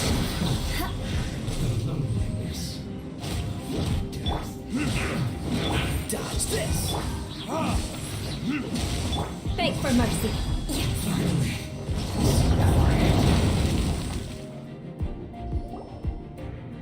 This must be it. They may very well have already made a copy of it. But without my uncle as their puppet, there'd be no use in them attacking the city. The Fatui wouldn't have relied only on your uncle. True, but if their plan had hinged purely on taking Mondstadt by force, as opposed to with the help of a puppet, they could have spared themselves the trouble. The Fatui are dishonest, but they wouldn't go as far as to start an open war. Their opposition wouldn't just be Mondstadt alone. Anyway, I'll inform the acting Grandmaster. She'll know how to handle things from here. Oh yeah, you suddenly appeared at just the right moment. Yeah, about that. Because you stole my targets by attacking the Fatui I'd been tracking earlier. I came to exact my vengeance. You tried to do my job for me, and I'm here to return the favor. Finally, after all this time, Paimon understands what you're saying. In reality, you sensed that something might happen to us during our investigation. You were worried about us and your uncle, so you brought a team to take a look. My purpose was vengeance. Don't twist the story. You don't look too bright, but it turns out you have a knack for scheming. And mark my words, I'll remember that. Hey, what do you mean Paimon doesn't look too bright? You have seeded a deep enmity between us. Just you wait. Even if you were to be completely destroyed, I would never forget you. Bring it on! I like your fighting spirit. I'll take this diagram back to the Knights of Favonius and take it from here. Sure. Well, see you around. That you will. And make sure not to steal my targets next time.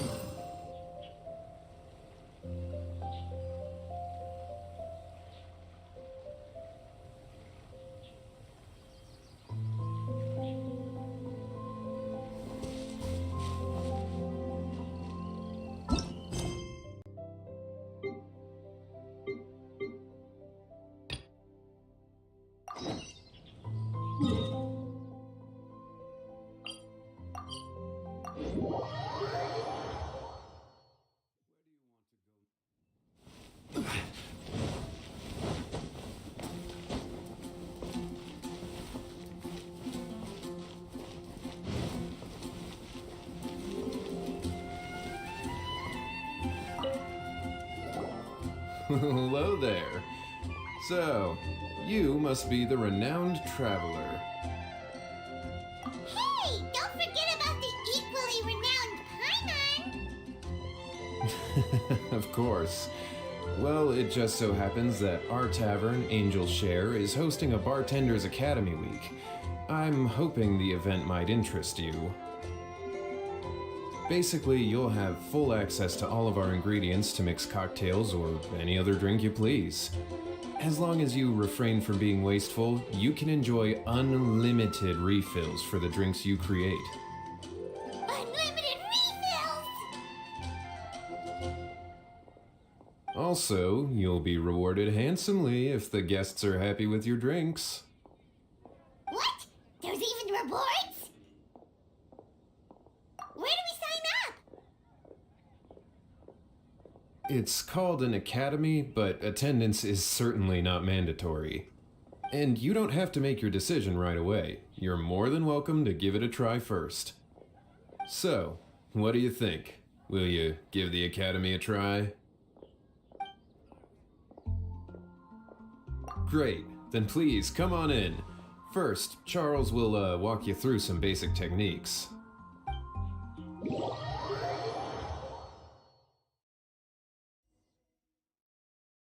Hey, I know you two. So what can I get for you today?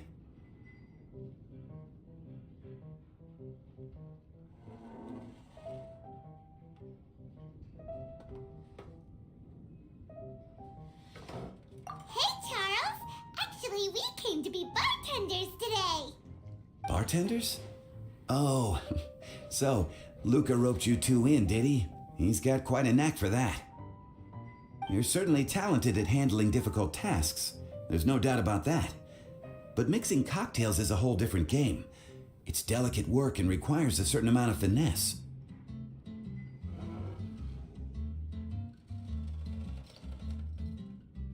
Everything from the ratios of your ingredients to your mixing techniques could affect the final product. Don't worry, she's a fantastic cook. Cooking and cocktail making have a lot in common, you know. All right, I'll take your word for it. Oh, and one more thing. In a previous event, we had a student who arbitrarily mixed 3 kinds of hard liquor. Just one glass was enough to leave a customer passed out on the floor.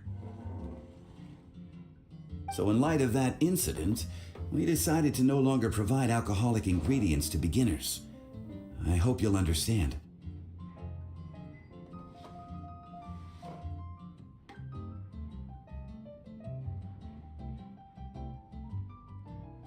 Great. That just about covers all I have to say. You'll learn all the skills and techniques you need on the fly.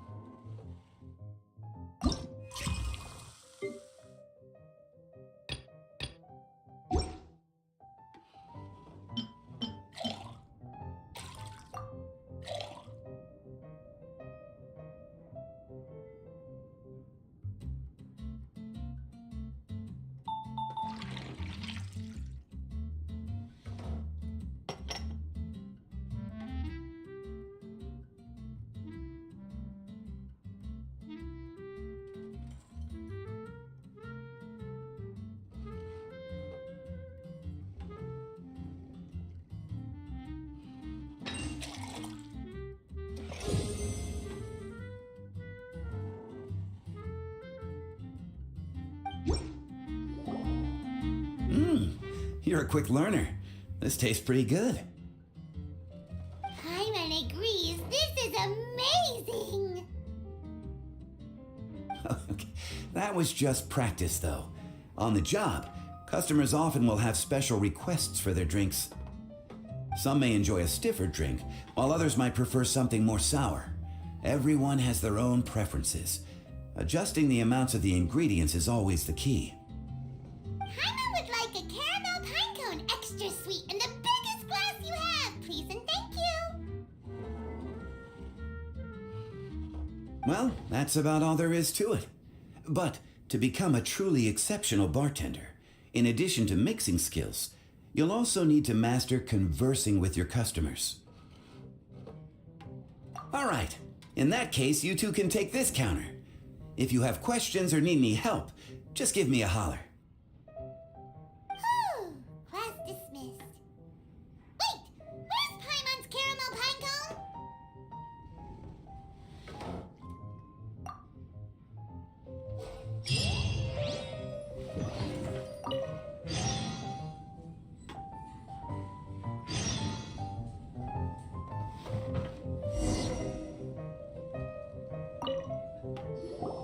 Well, well, this is a surprise.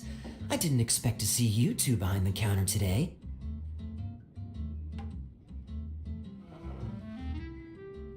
In that case, I'd like a death afternoon.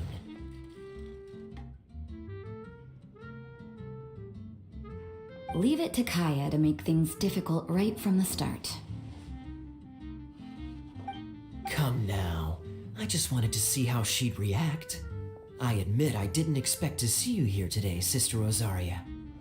With so many demanding customers that frequent the tavern, I only thought I'd help the traveler gain some experience. There he goes with that smooth talk again. Don't get me wrong, I was only trying to be helpful. If anything, you should be thanking me. Now, how about we start with something simple, like a moonlit alley, for instance? Oh, and make it a large, please. I'll leave my drink up to you. Just make it a tea of some kind and not too big. Please, take your time. Waiting in anticipation is half the fun.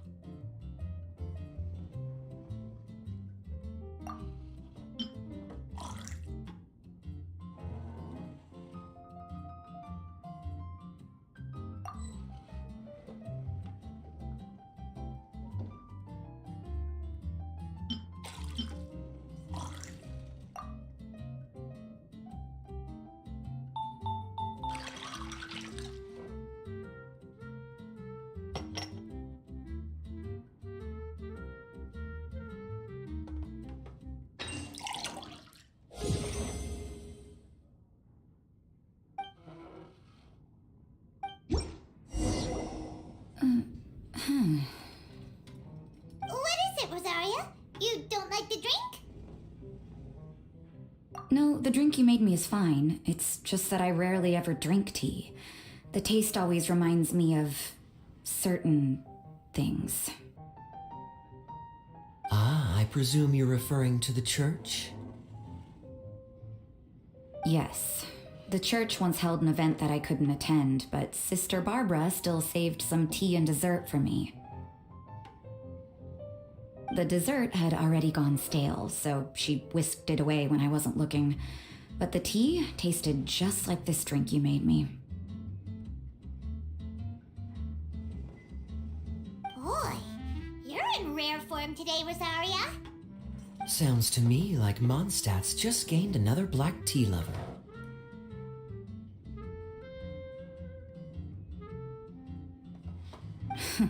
I'd prefer something a little stiffer. That depends. If I point out a few flaws, will you make me another one?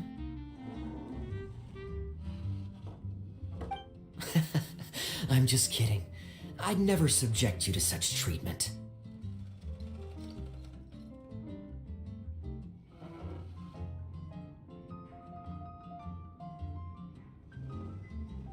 Gosh, Kaya sure is a tough nut to crack. You never know what he'll say next. How can you stand to drink with this guy, Rosaria?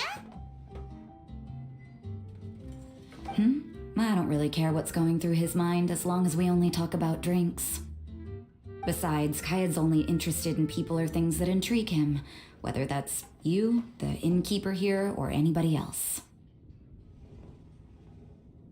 Hey, how could you divulge so much about your dear old drinking buddy, You think I'm saying too much? Get over yourself. It's no big deal. I'm constantly surrounded by uptight folks day to day. I prefer the easygoing atmosphere in the tavern. Oh, are we gossiping about people who take themselves too seriously now? Speaking of which, I know someone who could easily place in the top 3 most serious people in Mondstadt.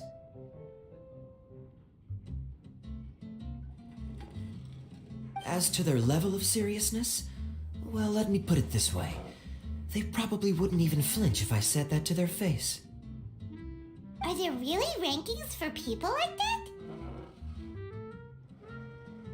Of course. Just off the top of my head, there's a running list for the most consistent drinkers, hardest workers, worst cooks, or even biggest hoarders of dark secrets. Sounds to Paimon like Mondstadters have way too much time on their hands. Are there really that many people who don't need to work? But what about Paimon? Is there a category that Paimon can be ranked as high as her?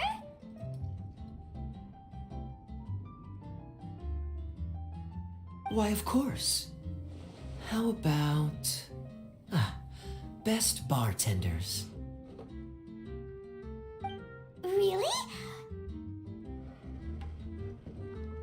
That's great! Our names will be remembered together forever! Well, I must admit, the atmosphere you bring isn't half bad. You can say that again. Just looking at these two brings a smile to my face. Good bartenders create a nice atmosphere and get people in a good mood. You know, like a mascot. So I guess there's really no contest for the title of Best Bartenders. Huh? Nothing. Thanks for your hospitality. Yeah, I should be going too. By the way, that black tea tasted great. I'll try to make some for myself in the future. If I can manage to get up early enough in the morning, that is. Until next time.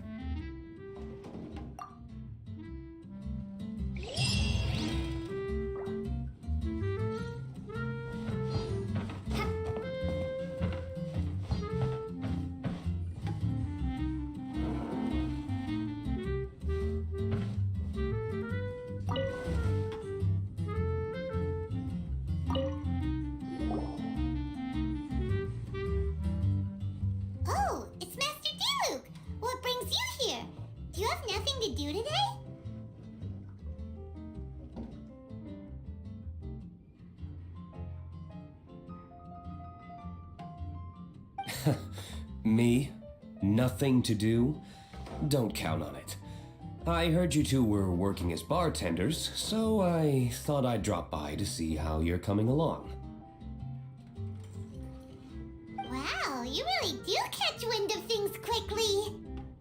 So, tell me, how do you like being a bartender? Yeah, it's still a little too early to tell. We haven't been at it for very long.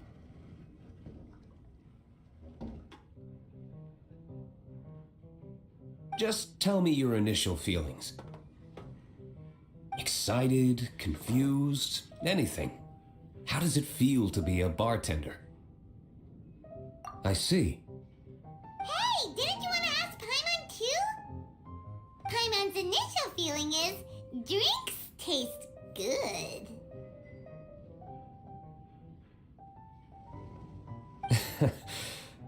Good. I'm happy for you.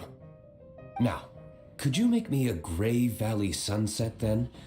I'll leave the size up to you. Great. Take your time.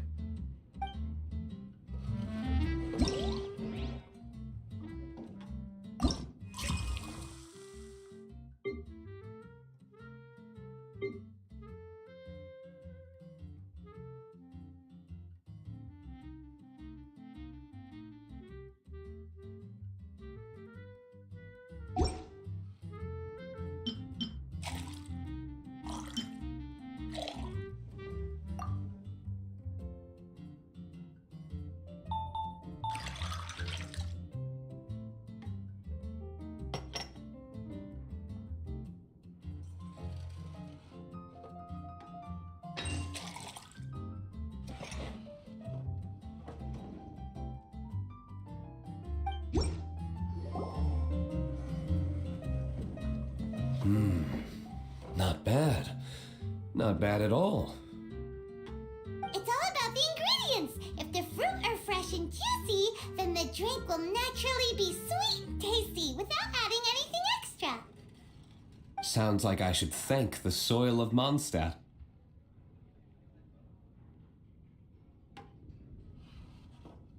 It just so happens that Gray Valley Sunset is the first drink I ever mixed. I was still quite young. My father laid out several ingredients and told me to experiment with them. No requirements and no instruction. In hindsight, he probably just wanted to test my creativity. In the end, I just made a glass of fruit punch, much like this one. Oh? But why fruit punch? My father was equally surprised. I didn't really put much thought into it. I just figured that it would taste sweet. Looking back on it, I was so young and naive.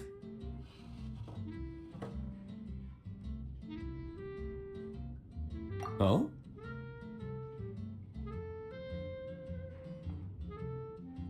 I never thought about it, I suppose. My father didn't say a word at the time. But thank you.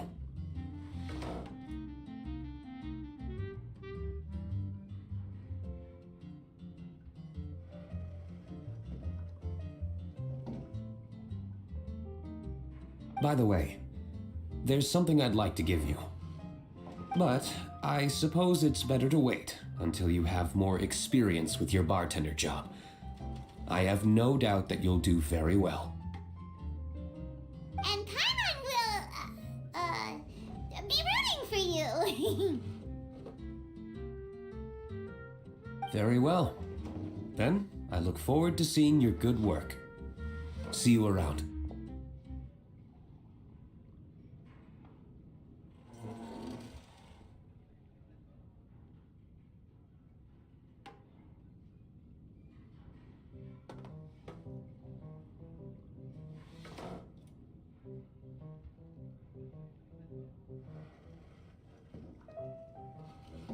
Come back soon when you have a minute.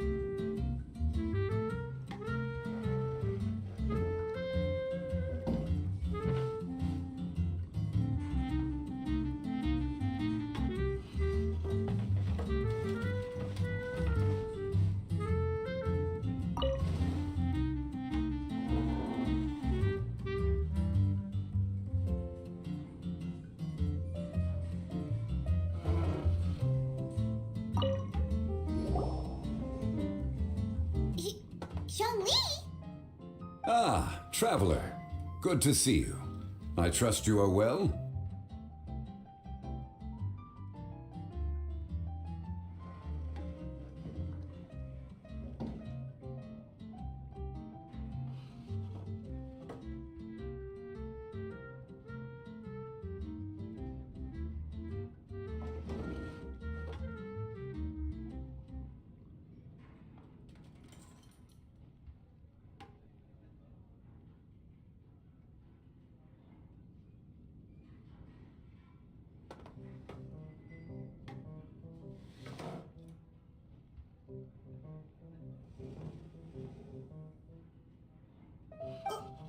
Wait!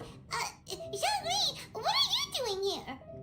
If I am to roam about the world, then I certainly mustn't limit my destinations. The free and prosperous land of Wind is as splendid a place to visit as any.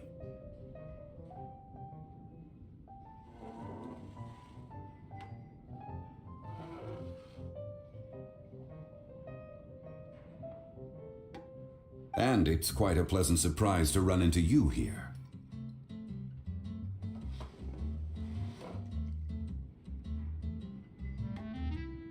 One misty garden, please. I take my tea strong, thank you.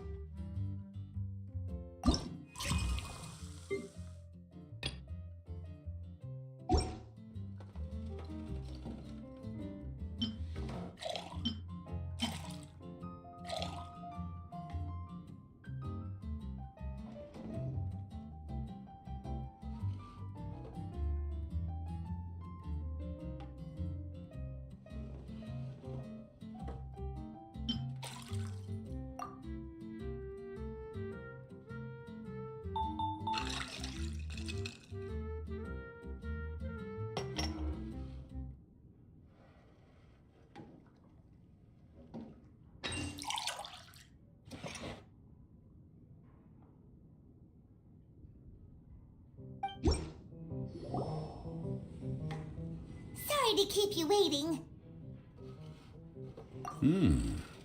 The tea is clear and glows with a pleasing hue. Its richness is complemented by a floral and fruity fragrance. Exquisite.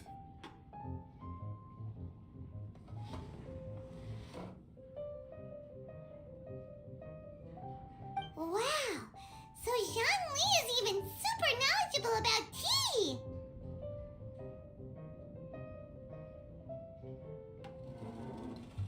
Paimon usually just gulps down the tea and says something simple like, yummy yummy in Paimon's tummy.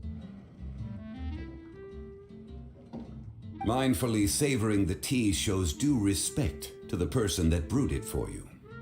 Tea of good quality is hard to come by, and those capable of brewing tea according to the occasion and emotions, even more so.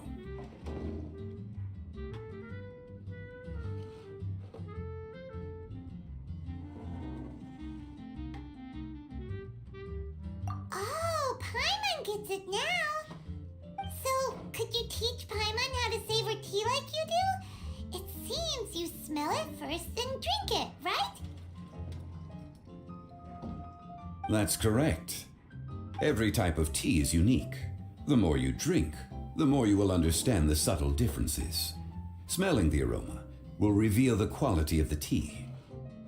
Lower grade teas emit a musty and seemingly scorched scent, whereas ones with a delicate yet soothing aroma are usually of a higher quality.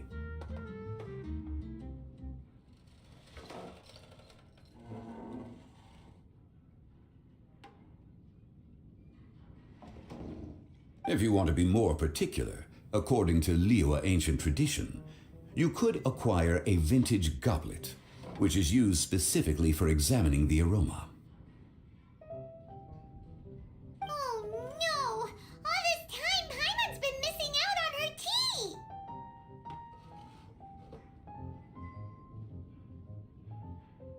Not to worry. Knowledge is vast. It's never too late to learn. As a beginner, you can try this method. First, observe the color. Then smell the fragrance. And finally, take a sip. Remember, you can understand anything as long as you approach it in the proper order.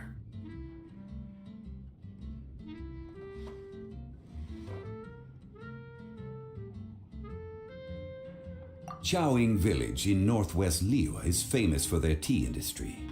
It would be well worthwhile the visit when you get the chance. What I shared with you today are mostly my own habits as an old-fashioned Liyue local. Each region has its own tea traditions and culture. One should always respect the conventions of the local region.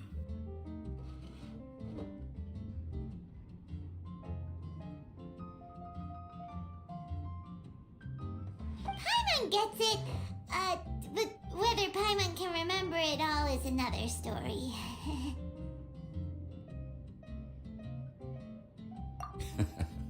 Thank you for such excellent tea. It made my trip out here all the more worthwhile. If you ever come to manage a tea house, I will certainly be a regular.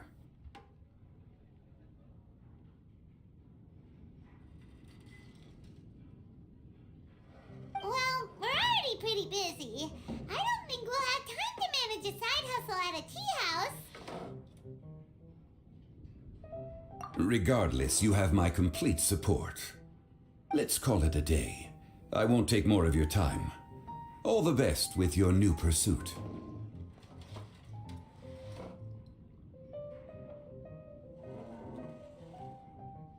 Ah, yes. The bill. Just put it on Wangsheng Funeral Parlor's tab, as usual. Of course. Take care. Give our regards to the director.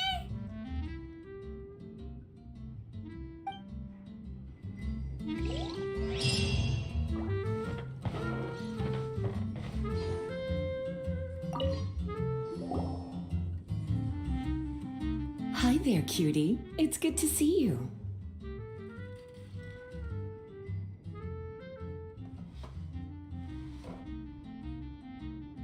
It is certainly unusual for us to meet in a place like this, but as Lisa said, I'm glad to see you.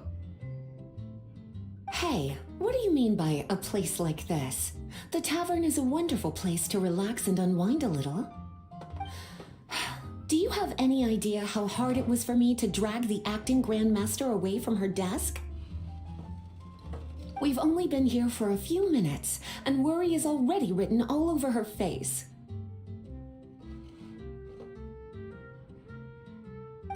Lisa. Yeah, this is the acting grandmaster we're talking about. It's only natural that she has a lot on her plate. But you know what they say, now that we're already here. Why don't you let her mix a couple of drinks for you two? It'll make you feel a lot better. Honestly, Jean is the only person I know who needs to be taught how to relax. Hey cutie, whip me up a love poem. Medium, extra sweet.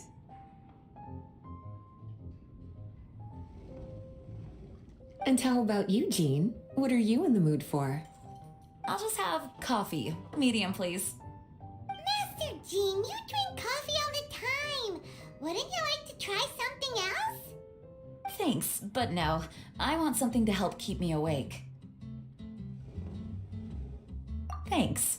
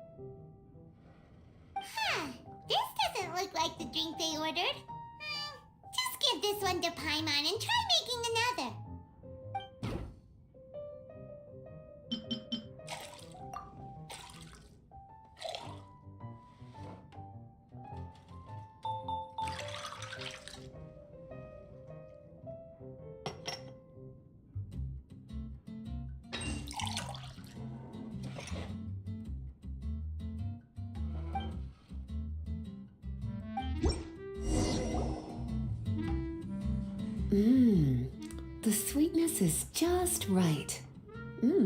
Very good. The coffee is strong and rich with just a nice hint of bitterness to it. Actually, I do understand what you meant, Lisa. I've been reflecting on my weaknesses lately. There's still room for me to improve in many areas, such as my productivity and management. I'm concerned my stress may even be starting to somehow affect you as well.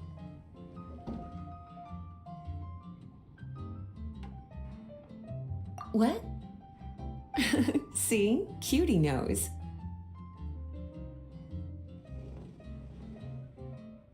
You were working yourself way too hard, so I thought I'd take you out for some drinks. All I wanted was for you to have some fun. But even in the tavern, you're still thinking about work. That's what's most concerning. If you're constantly under stress like this, it's only a matter of time before you burn out. Oh, you also agree with Lisa, Traveler?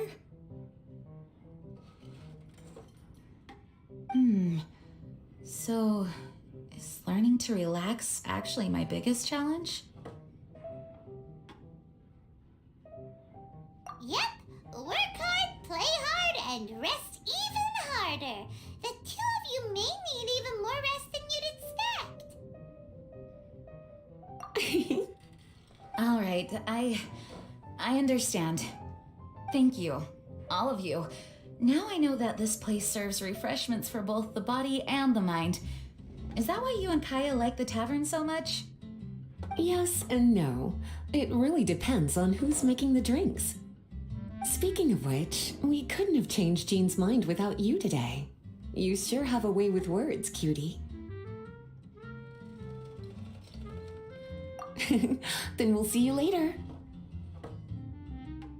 I'll consider coming here to relax if I have another opportunity. Sounds great! Take care, you two.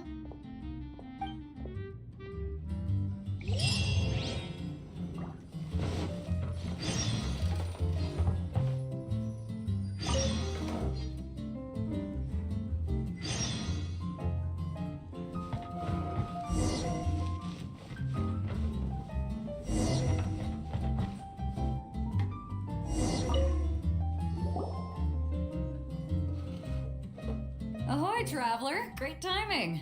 Join us for a round? Traveler, what a pleasant surprise. Wait, did you two come together?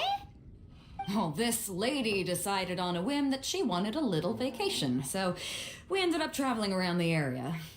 But I guess we have different ideas of vacation. We hardly hiked the mountains before we came here to put our feet up. Talk about spoiled. Come now. No need to hurt anyone's feelings. Besides, I specifically chose this place because I knew how much you liked to drink.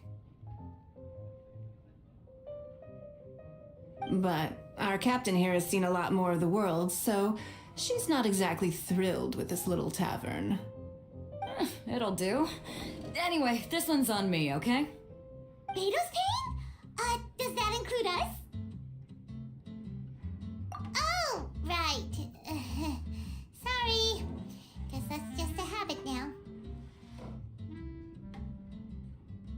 I'll have a small birch sap on the sour side.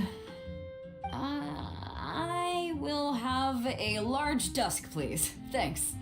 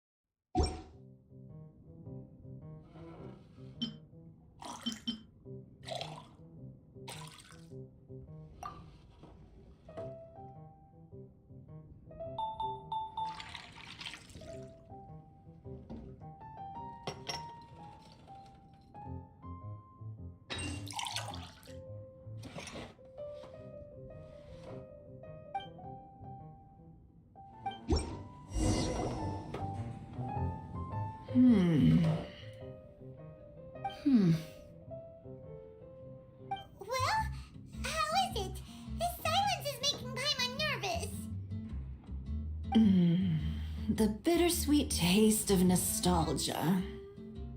You mean the taste of going from rags to riches? Just what kind of taste is that? It's mainly sour with just a tinge of sweetness and a lingering aftertaste. Interesting. Does it taste like starting a little business, then discovering that selling fruit isn't very lucrative? No need to get into the details. Let's leave the past in the past.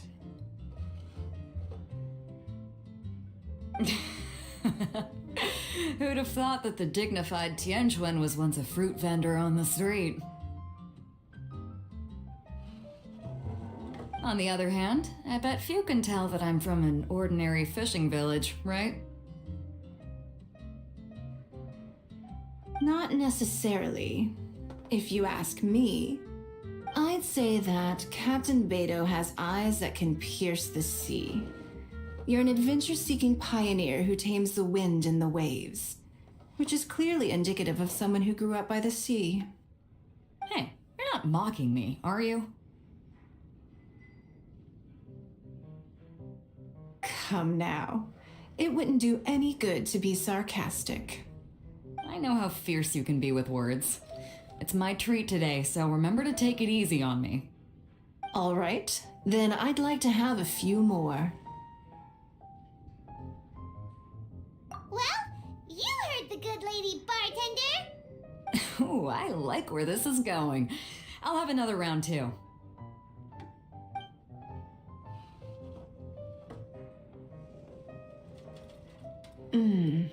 Mondstadt's fresh fruit juice is hard to top. I wish I could enjoy some every day. Are you serious? Don't tell me you're gonna open a Sunsetia trade route now. An interesting proposition. Wait, really? I'm just joking, of course. There's already a whole industry established for that. They don't need me muscling my way into their business. Thanks for the drinks today. If you'd ever like a cushy job, I'd enjoy having you as my personal bartender.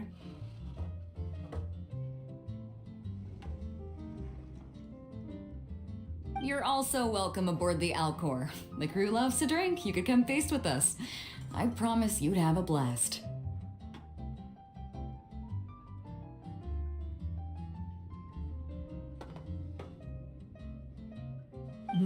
My. Captain Beto, are you competing with me for talent? That's hardly necessary. You may simply stop by the Jade Chamber whenever you want the Traveler to mix you a drink. Is it Paimon? Or does it sound like they think you work for them?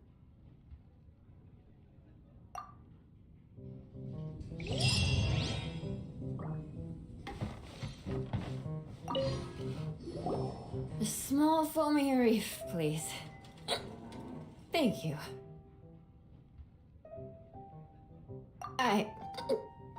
I'm fine. Huh? There's something off about Eula. Was she already drinking before she got here? But Foamy Reef has coffee in it. Would it upset her stomach if she has coffee after liquor?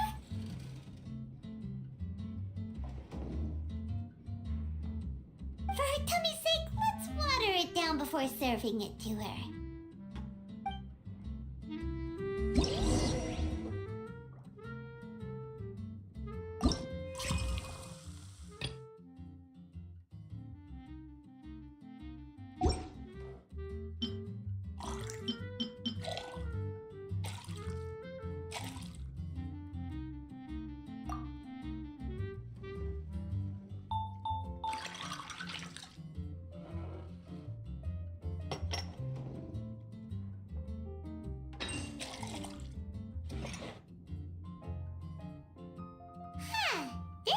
Look like the drink they ordered. Just give this one to Paimon and try making another.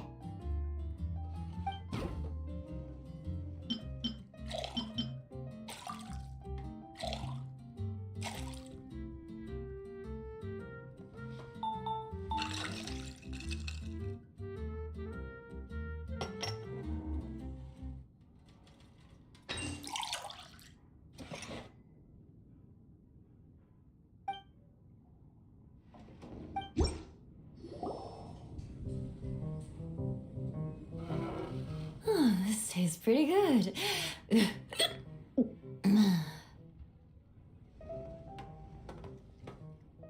Wow, she didn't even notice how much water we added. She must have had a lot to drink. One more, bartender. Oh, wait. It's you guys?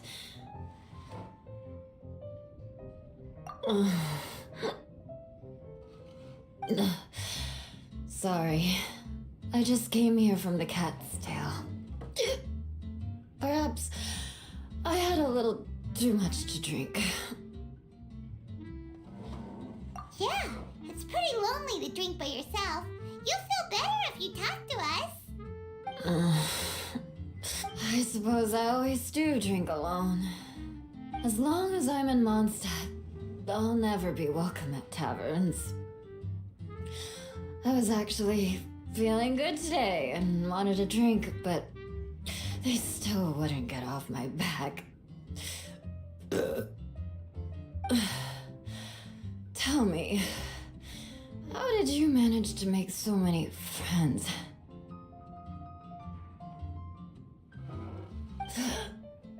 People always sound so appreciative and are always smiling when they talk about you. But as for me, just mentioning my family name is enough to make everyone... You didn't choose to be born into the Lawrence clan, and we don't care about that kind of thing. The Eula we know is a great person. But you don't like being straightforward. You always pretend to hold a grudge, and you try to hide your tenderness away from everyone. Hey, who said I was pretending? Do you think so? It's impossible to imagine. Even when I'm this drunk. Even after being a Knight of Favonius for all this time, people still... Whatever. Oh, right! Tom Bard said something wise like that too. Just be yourself, Eula, and keep moving forward. Sooner or later, you'll change what people think about the Lawrence clan. Okay, thank you.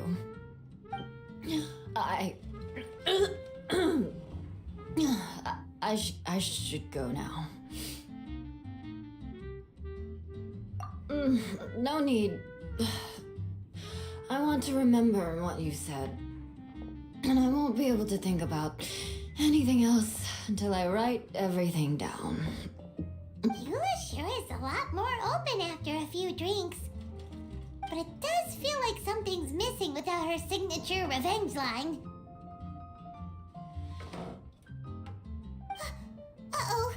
When she wakes up in the morning, do you think she'll come threatening us to forget what happened today?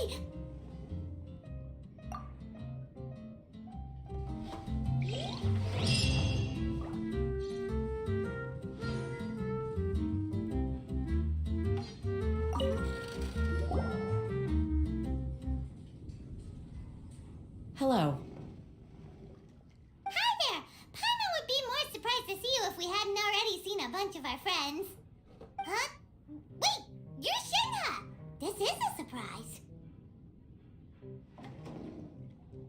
This place isn't easy to find. Angel's Share. The name doesn't exactly roll off the tongue. Mr. Zhongli was kind enough to help me with directions. I'm thankful. You needed help with directions? Wait, you came all this way just for a drink? That's right. Because we're friends. Here's the menu. Boreal Watch. Boreal? As in a cold climate. Well, Boreal Watch here probably is referring to the Wolf of the North. So, yeah, you could say it's cold. Caramel pine cone. How could that be a drink? Oh, Paimon's tried that one. It's actually coffee. Pinecone just refers to the color. Huh? These names are confusing. I can't make sense of any of these. I'll leave it up to you, as long as it's something that tastes like Qingxin or violet grass. Those medicinal herbs don't grow around here. If you want something bitter, then it has to be coffee. Fine. That's a good idea. You've practiced the Adepti arts long enough. It's time for something new. Let's make Shenhe a snow-covered kiss. It sounds like a perfect fit for her.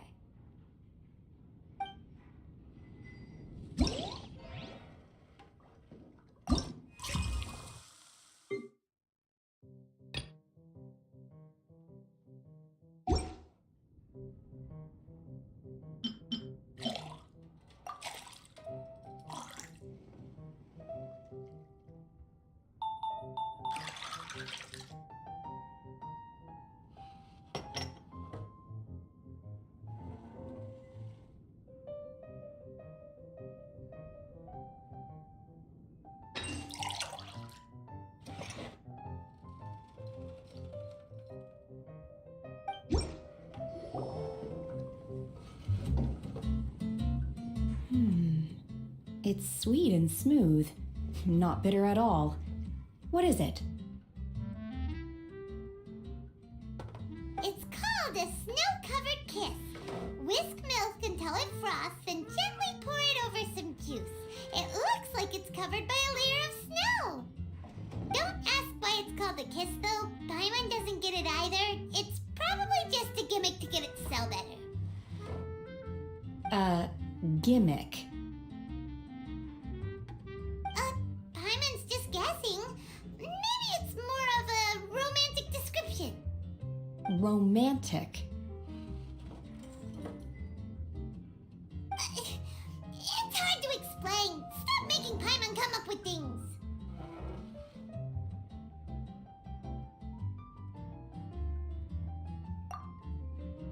That's right.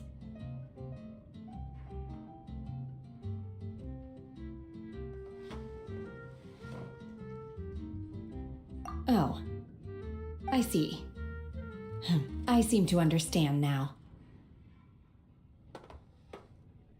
Oh, really? But wait, why is Paimon the one who's confused now? Occasionally I chew on divine herbs as I wander about in the mountains. I have witnessed the moment a new sprout breaks through the soil. Oh, the elation in my heart then does bear a resemblance to what I'm experiencing now. Thank you for helping me understand these obscure names. I might need your help again sometime in the future.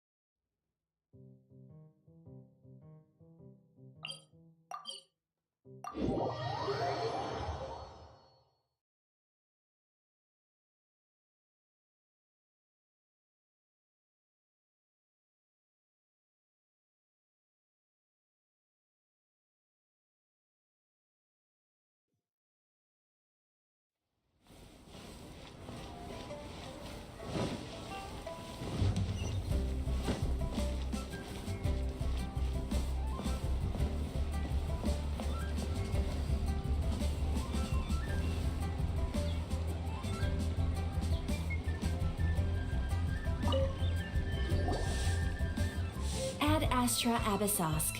What can I do for you, traveler? Ah, yes. I've heard that you've already made arrangements with the captain of the Crux fleet regarding your passage to Inazuma. Is that correct?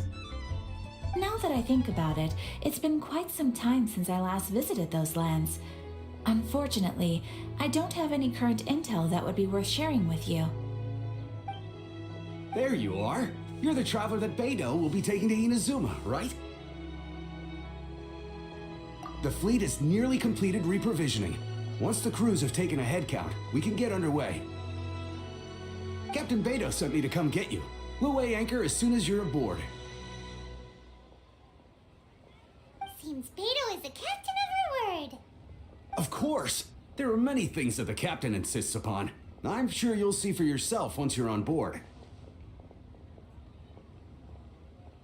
So you'll be heading off then? I suppose congratulations are in order.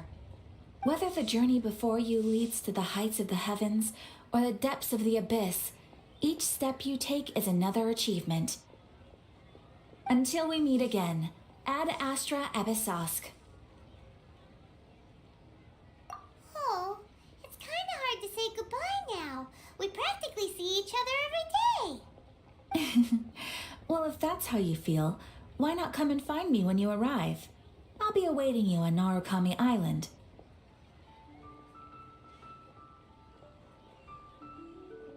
So there's another Catherine in Inazuma?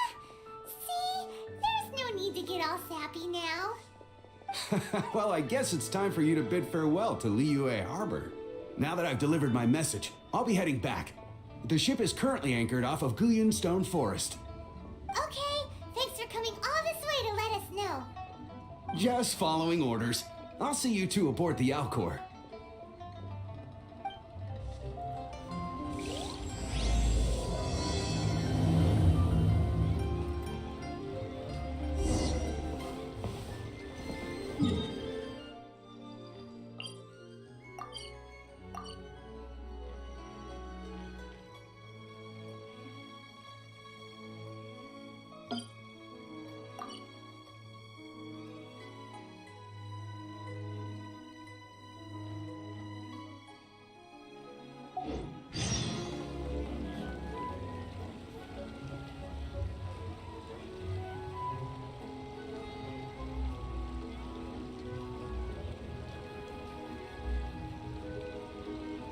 Osmanthus wine tastes the same as I remember. But where are those who share the memory?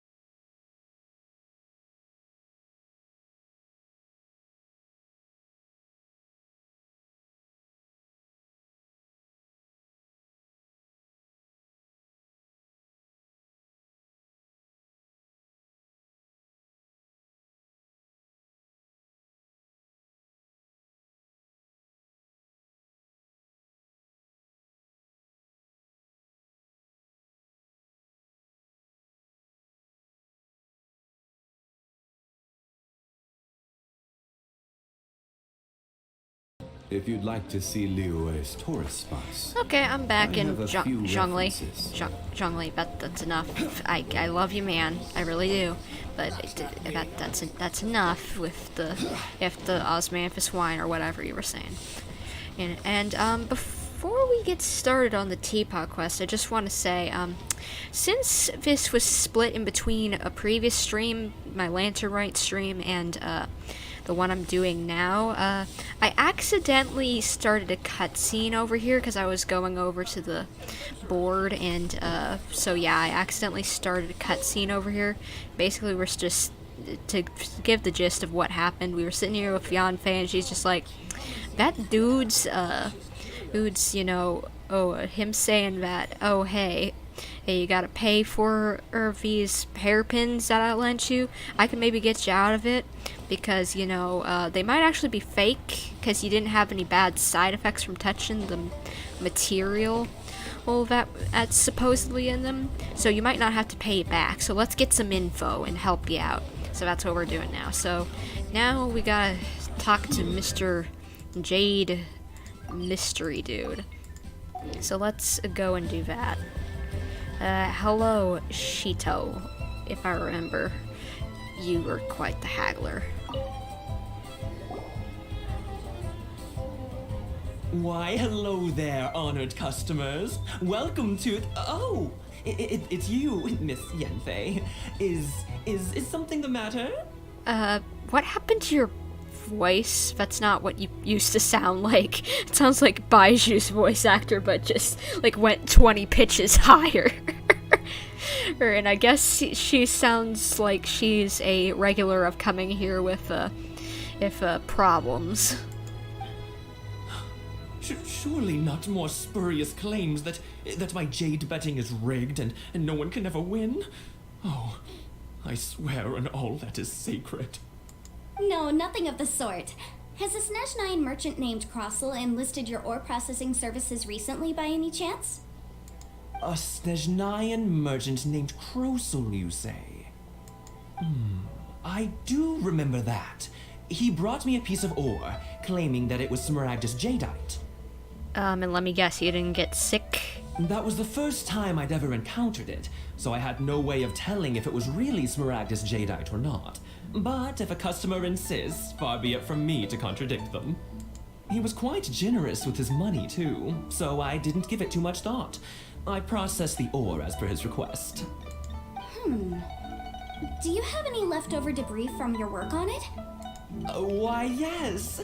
It was my first time encountering this ore, after all, so I kept a few loose shavings to study myself later.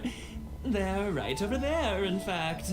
Well, we're gonna need to take some of those for evidence, boy. Thank you, sir. We'll take a look at them. Let's see, over here. These look a little too nice to be Smaragdus jadeite.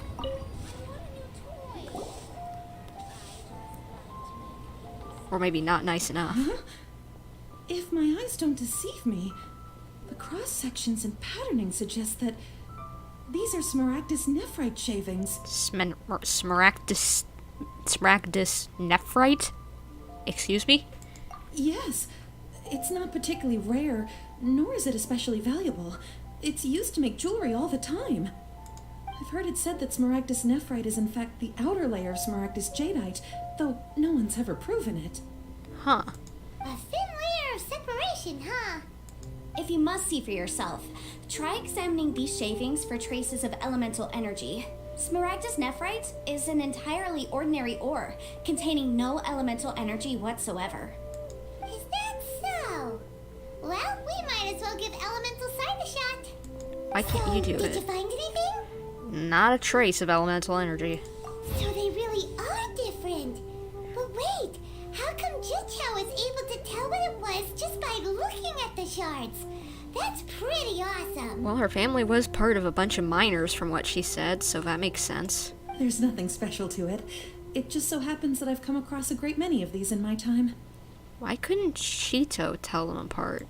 These two stones actually look very similar. Someone without a deep understanding of them would find it very difficult to tell them apart. There may be only a subtle difference for the casual viewer, but that translates to an astronomical difference in terms of the market price. And, I'm sure, a significant difference in the cost of having them carved into shape. Huh. Alright, let's focus up. We're going off on a tangent. But, never mind, Shirto. Why would Mr. Crossell... Unusual actions have unusual reasons behind them.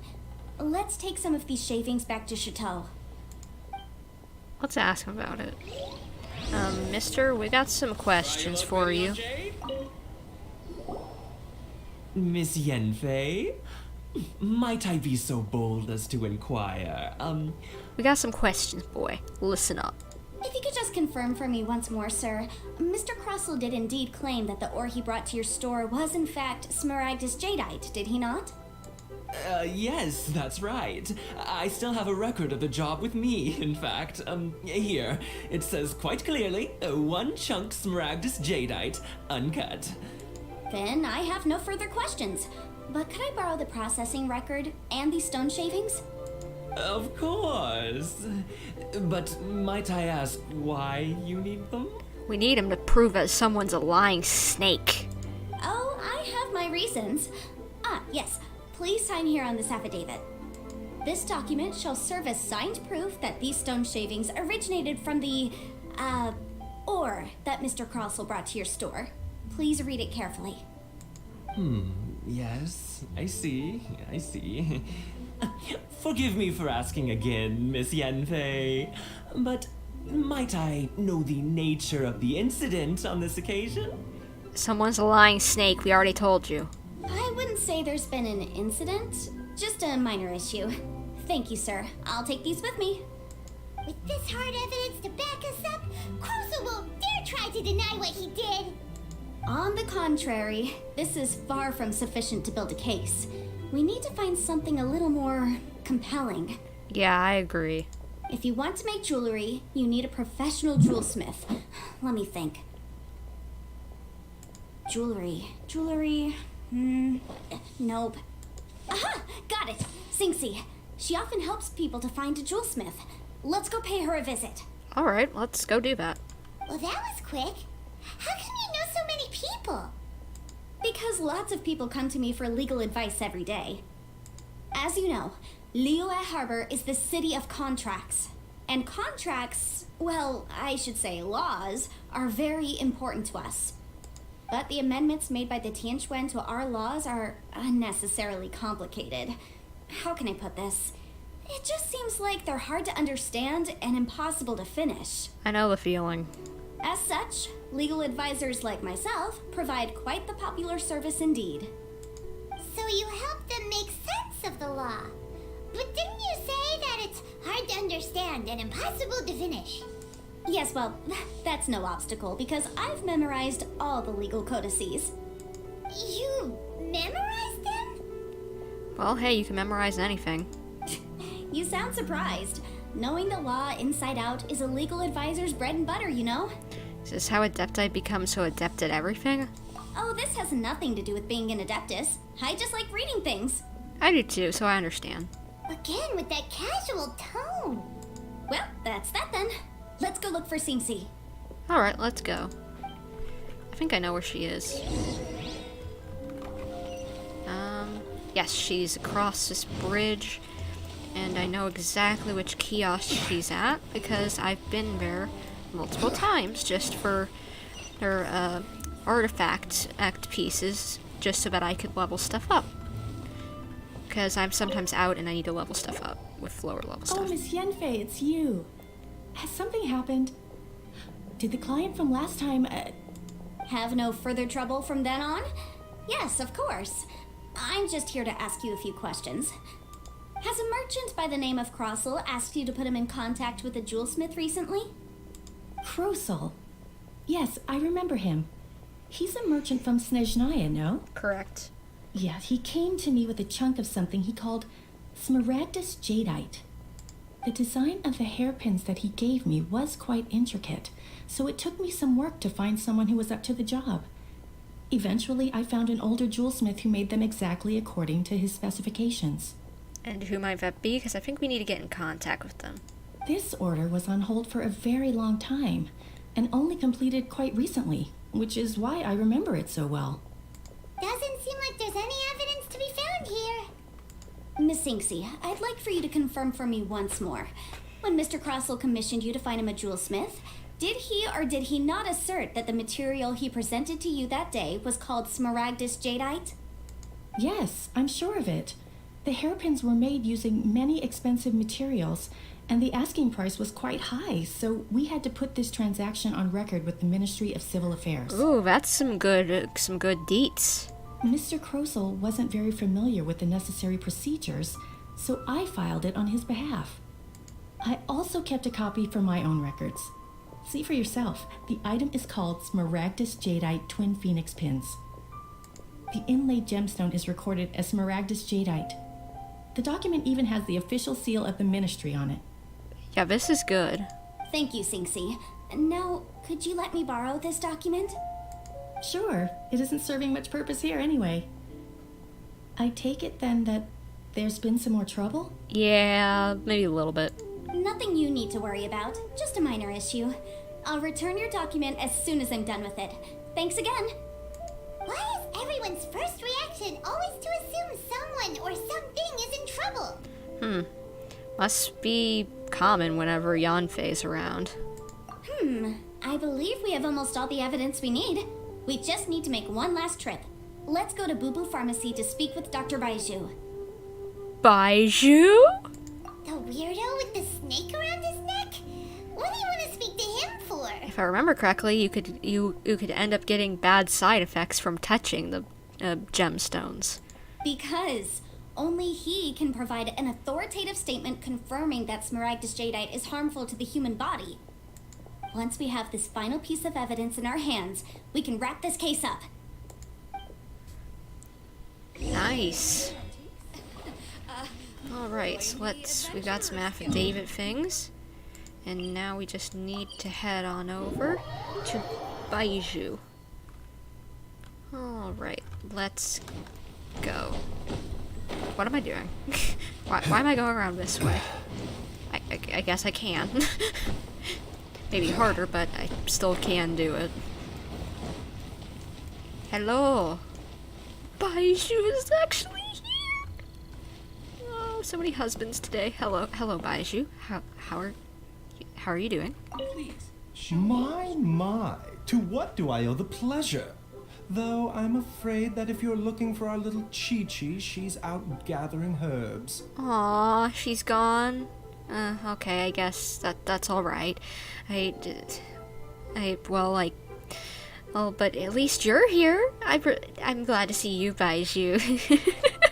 And if it isn't Miss Yanfei as well, now that's an even rarer honor. What business brings you here, might I inquire?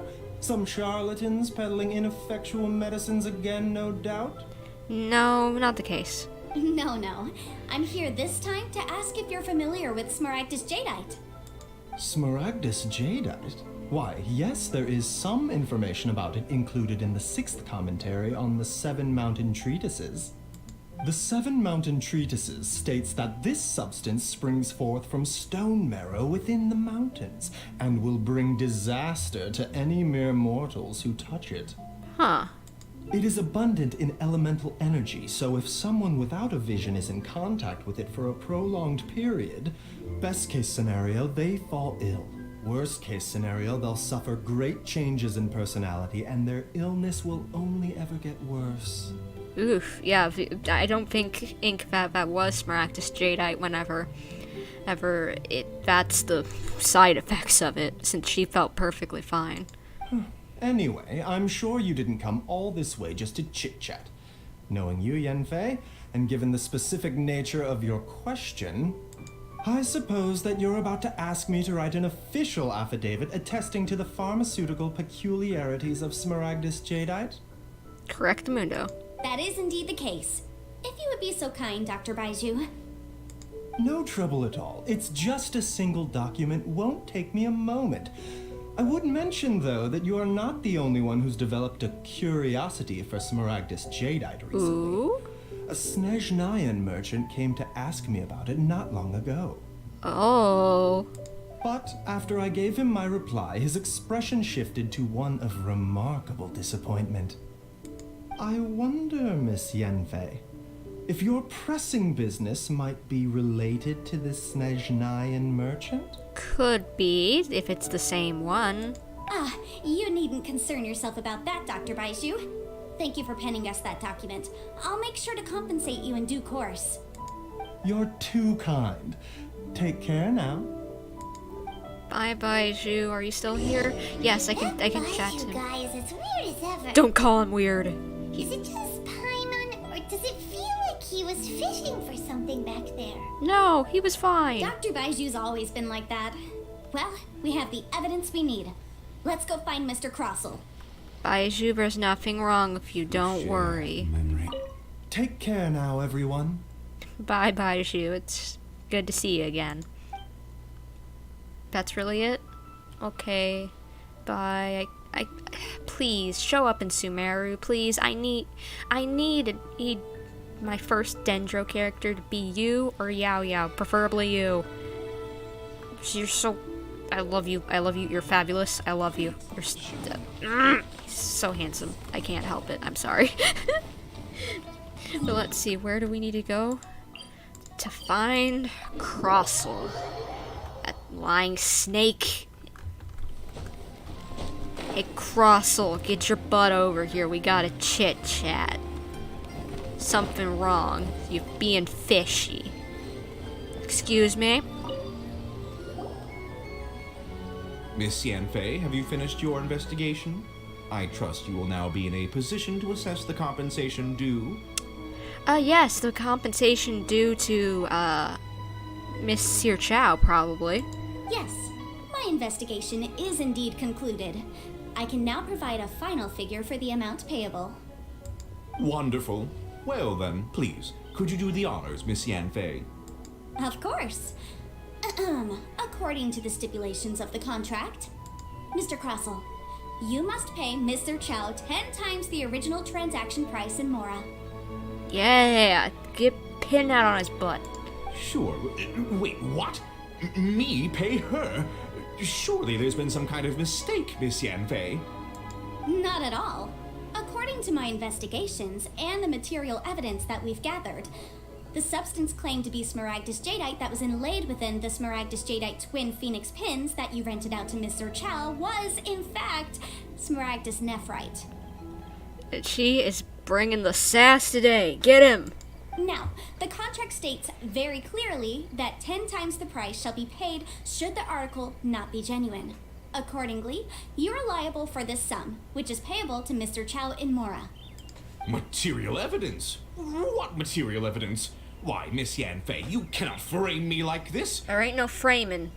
I spent a huge sum to obtain that Smaragdus Jadeite, and yet you claim that the ore inlaid on the hairpins is somehow fake?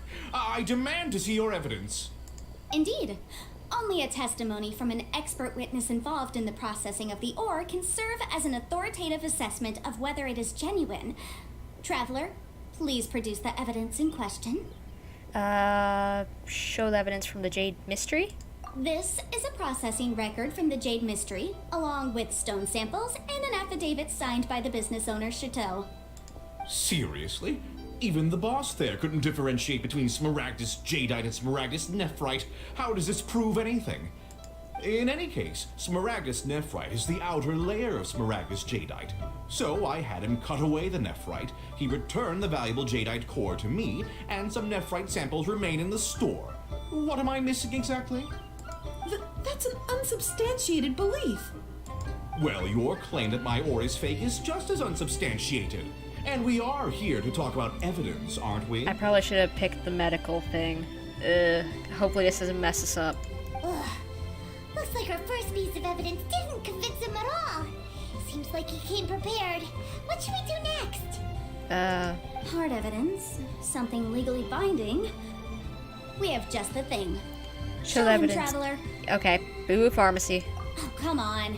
I meant the backup copy of the document from the Ministry of Civil Affairs. The one we got from Sinxi of Mingsing Jewelry. Okay, there you go. This document proves that my hairpins are the real deal, doesn't it? No. This is the Ministry's seal, after all. It shows that the ore inlaid on the pins is indeed Smaragdus jadeite. It proves you lied, dude. Our second piece of evidence didn't work either. And this guy's getting more belligerent by the second. You know, you could be right. Perhaps the hairpins are the real deal after all. Of course I'm right. All the evidence shown supports my story. Well, hang on a moment now, because I do recall one final piece of evidence that we haven't revealed yet. Do it, do it. Traveler, would you do the honors?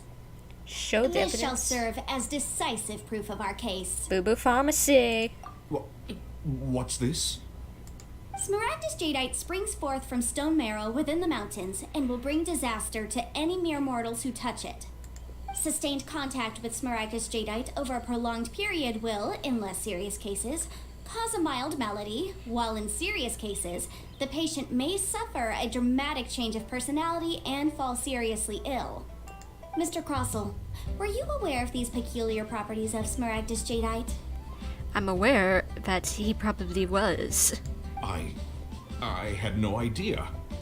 No idea, you say? I'd guessed as much. But for you to have rented out such a dangerous item, I'm afraid that this falls outside the scope of my work, but within that of the Ministry of Civil Affairs. However, I'm sure that the Ministry will be relatively lenient considering that, as you say, you were ignorant of the danger you posed. Ooh.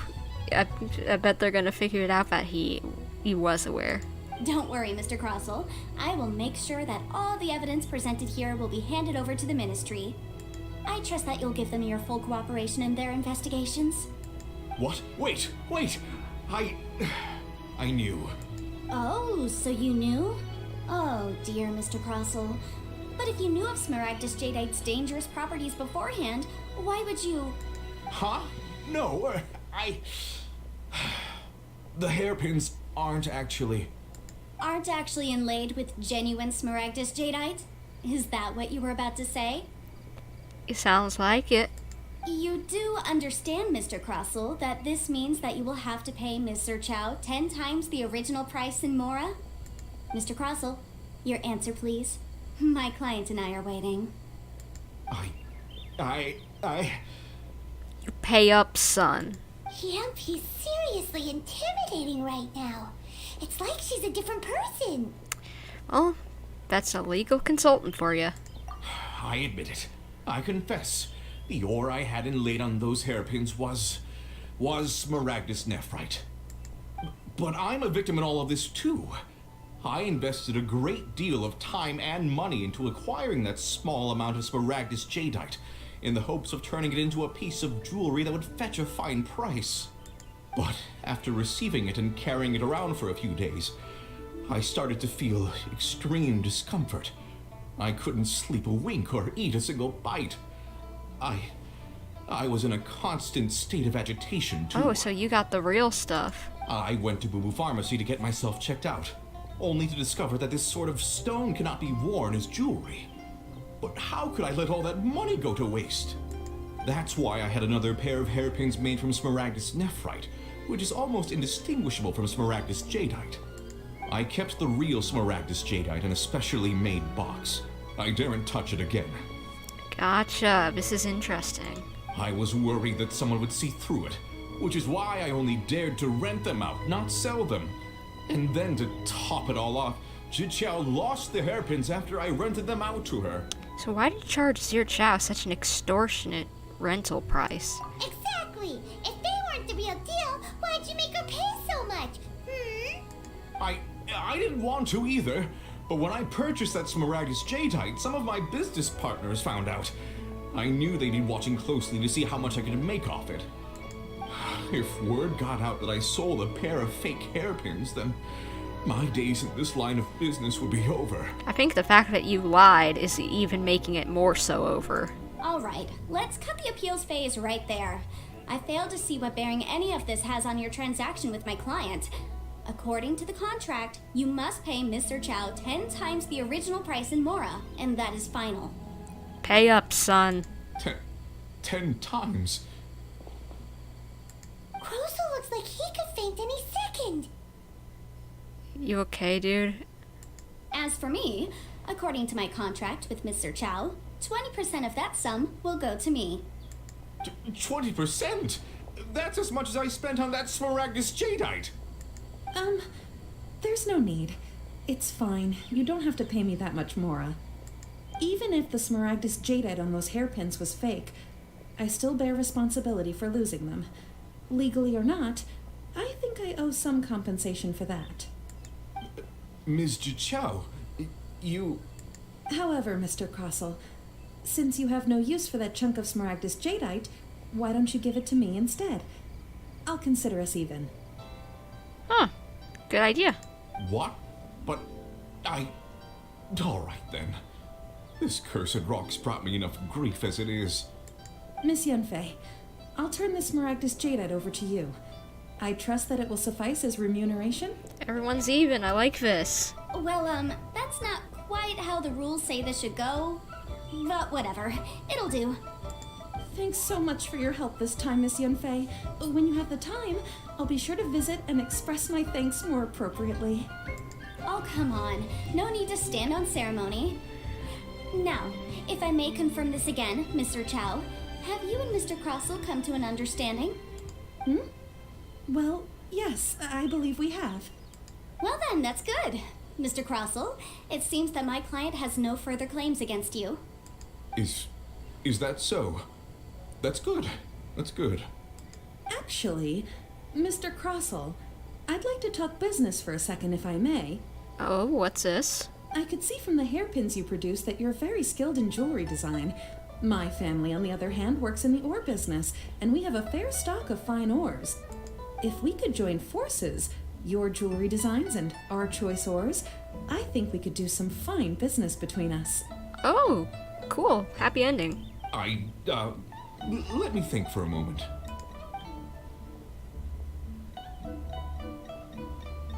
Well, that's that. And we've got the Smaragdus Jadeite that Granny wants too. All's well that ends well, eh? Yeah. Oh, there were some twists and turns along the way. Exactly. Usually when someone tells us they've lost something, we end up searching all over the place for it. But this time, you managed to solve the problem with just a big stack of documents. Yeah. Even though the solution didn't involve actually finding the hairpins. The right solution depends on your perspective on the problem. The objective of my client, Mr. Chow, was to reduce her liability to pay compensation. So, rather than looking high and low for some hairpins, proving that the rented item was nowhere near worth what the vendor had claimed it to be was the more efficient solution. Can't say I've ever met an Adeptus like you before. An Adeptus? Speaking of, you took part in that battle, didn't you?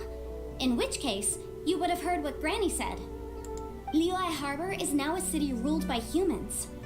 The title of Adeptus means precious little to me compared to my job as a legal advisor. In any case, don't you think that the Liyue Harbor of today needs legal consultancy far more than it needs adeptal powers? Probably, yeah. Paimon can think of someone who would definitely disagree with your reasoning. I think there are more than just reason involved here, Paimon. Well, since we got what we came for, it's time to pay Granny a visit.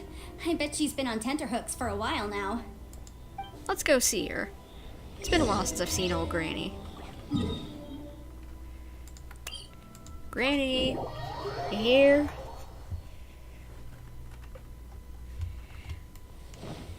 Alright, she's down this way. I've come to deliver some Smaragdus Jadeite. And hopefully I won't die on the way down because I want to play a game of chicken. Okay, that was a little close for comfort, but that's okay. Might as well grab these since they're a little rare. And hello, Madam Ping. Ah, you've returned. How did it go? Were you able to find the Smaragdus Jadeite? We were able to, thanks to Yunfei. Good, good. Then we have all the materials we need. Well, if we're all set, Granny, I'll get going now. Got a ton of clients waiting for me back at the office. Oh, you? All right then. Go see to your business. Granny should be able to handle the rest. I'm off then. Bye! Oh yes, Traveler. Make sure you don't lose the business card I gave you. Okay, Yunfei. I've been looking into the laws of other nations as well. if you should ever bump into any trouble with the law, come find me directly. Regulars get discounts too. Alright, and maybe we'll just chat, actually. Come now, child. Are you leaving or are you not? If you have no wish to leave, perhaps you'd like to help me clean my teapot. I'm leaving! I'm leaving! Getting out of chores. That child. Goodness knows where she learned to be so rambunctious. Her father was hardly so riotous or fond of talking nonsense back in the day when he stood beside Rex Lapis. Truly unique Adeptus. Indeed she is. Liyue has changed, and the Adepti must also learn to change. Yanfei might be overly garrulous, but she is also the most intimately acquainted with the city among us all. Liyue is not the same place I once knew. Granny, you okay? All right then. Let us speak of this no more. Back on topic. I believe that I still owe you a little gift. Teapot, teapot. Oh, Paimon's so excited! How is it made? And how long does it take? It is but a single teapot. It shan't take long at all. Just wait here for a moment. Alright. Ping begins to construct the gift. There we go. This Serenity pot is all yours now. Oh, this is cute. I like it. Hold it firmly. If you were to drop it, oh goodness, who knows what might happen. Take these blueprints with you as well. You'll need them if you wish to make your teapot a little more lively inside. Alright, thanks, Granny. Wait a minute, Granny. How exactly are we supposed to use this teapot? Oh, you needn't worry about that. I've already arranged for a certain little helper to await you within this teapot. Oh? She will explain everything you need to know about it. Alright. Well, thank you. And now I've unlocked the Serenity Teapot! This miraculous teapot, also known as Serenity Teapot. Okay, you went away. Well, should I open up my inventory and go into the Serenity Teapot? Why not? We're already here. Serenity Teapot. Let's place it down. And I guess we can go inside now. Oh. Different realms or whatever? They're all locked, I guess. Do I get to pick one to start off with? Or... I guess I'll just pick the first one. Do you wish to select the realm layout to floating abode? Sure. Boats are made for transferring commodities. Hello? She said there was someone going to be in here, so I want to see who's inside my teapot. Wow! This teapot seems even bigger inside than Madame Ping's! There's even a great big house in the middle, too! Oh. Huh. But there's just a whole load of nothing around it. Get chiseling, Paimon. You can carve us a whole house out of this rock. Paimon can't do that! Well, you're the one with the sword anyway. You do it! Still, why is it so empty here apart from that house? Oh, wait a second. What is that? What is what? Oh! Bird thing, I guess. You're cute! Hello! Well, it seems that we have a visitor. Hello! It's a huge finch! That's so cute! Excuse me, I am not a finch. I am a teapot spirit, and you may call me... hang on a moment. What am I supposed to be called again? I don't know. Do we need to give you a name? Oh, call me. I suppose you may call me Tubby. You certainly look the part. So you're the little helper Madame Ping mentioned? Madame Ping? Oh, you must mean Ping. Yes, she did summon me here. She told me much about you. Hopefully good things. You may leave all matters regarding the upkeep of this realm to me. Okay. Your journey may be far from over, but at least this way you will not want for a comfortable place to sleep each night. So what's a Teapot spirit exactly? Though it is the Adepti who create realms such as this, they generally do not have the time of day to attend to the banal matter of their maintenance. Thus, we Teapot spirits were created to help guard their realms and manage their affairs. Oh, okay. You may consider me a butler, if you will. Oh, so you're a little assistant. All right. Now, allow me to explain this realm to you. Have you any blueprints on you? Specifically, blueprints with beautiful rooms, chairs, and the like. I think I have a few.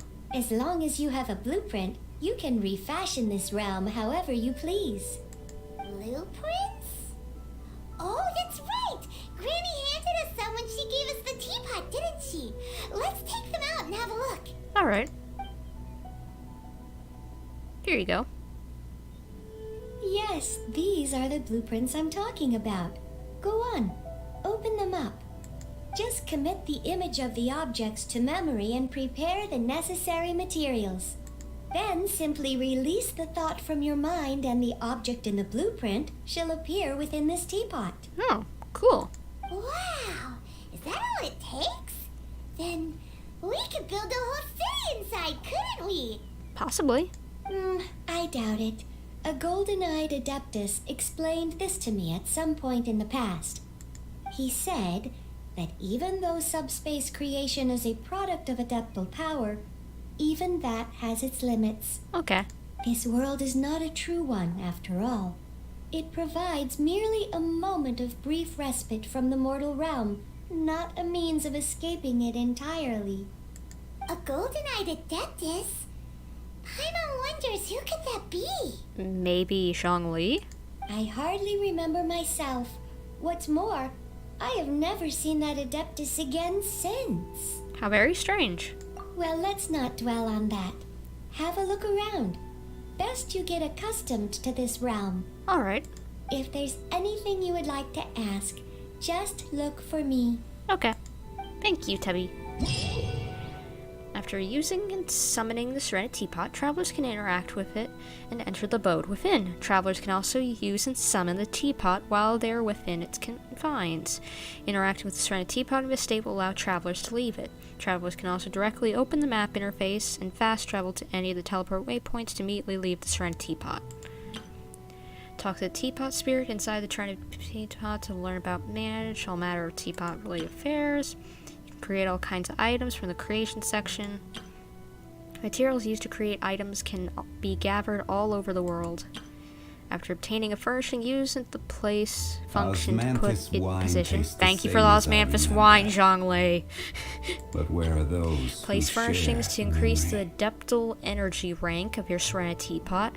As your adeptal energy rank increases, realm currency will accumulate at a faster rate. Spend realm currency in the realm depot to purchase various items.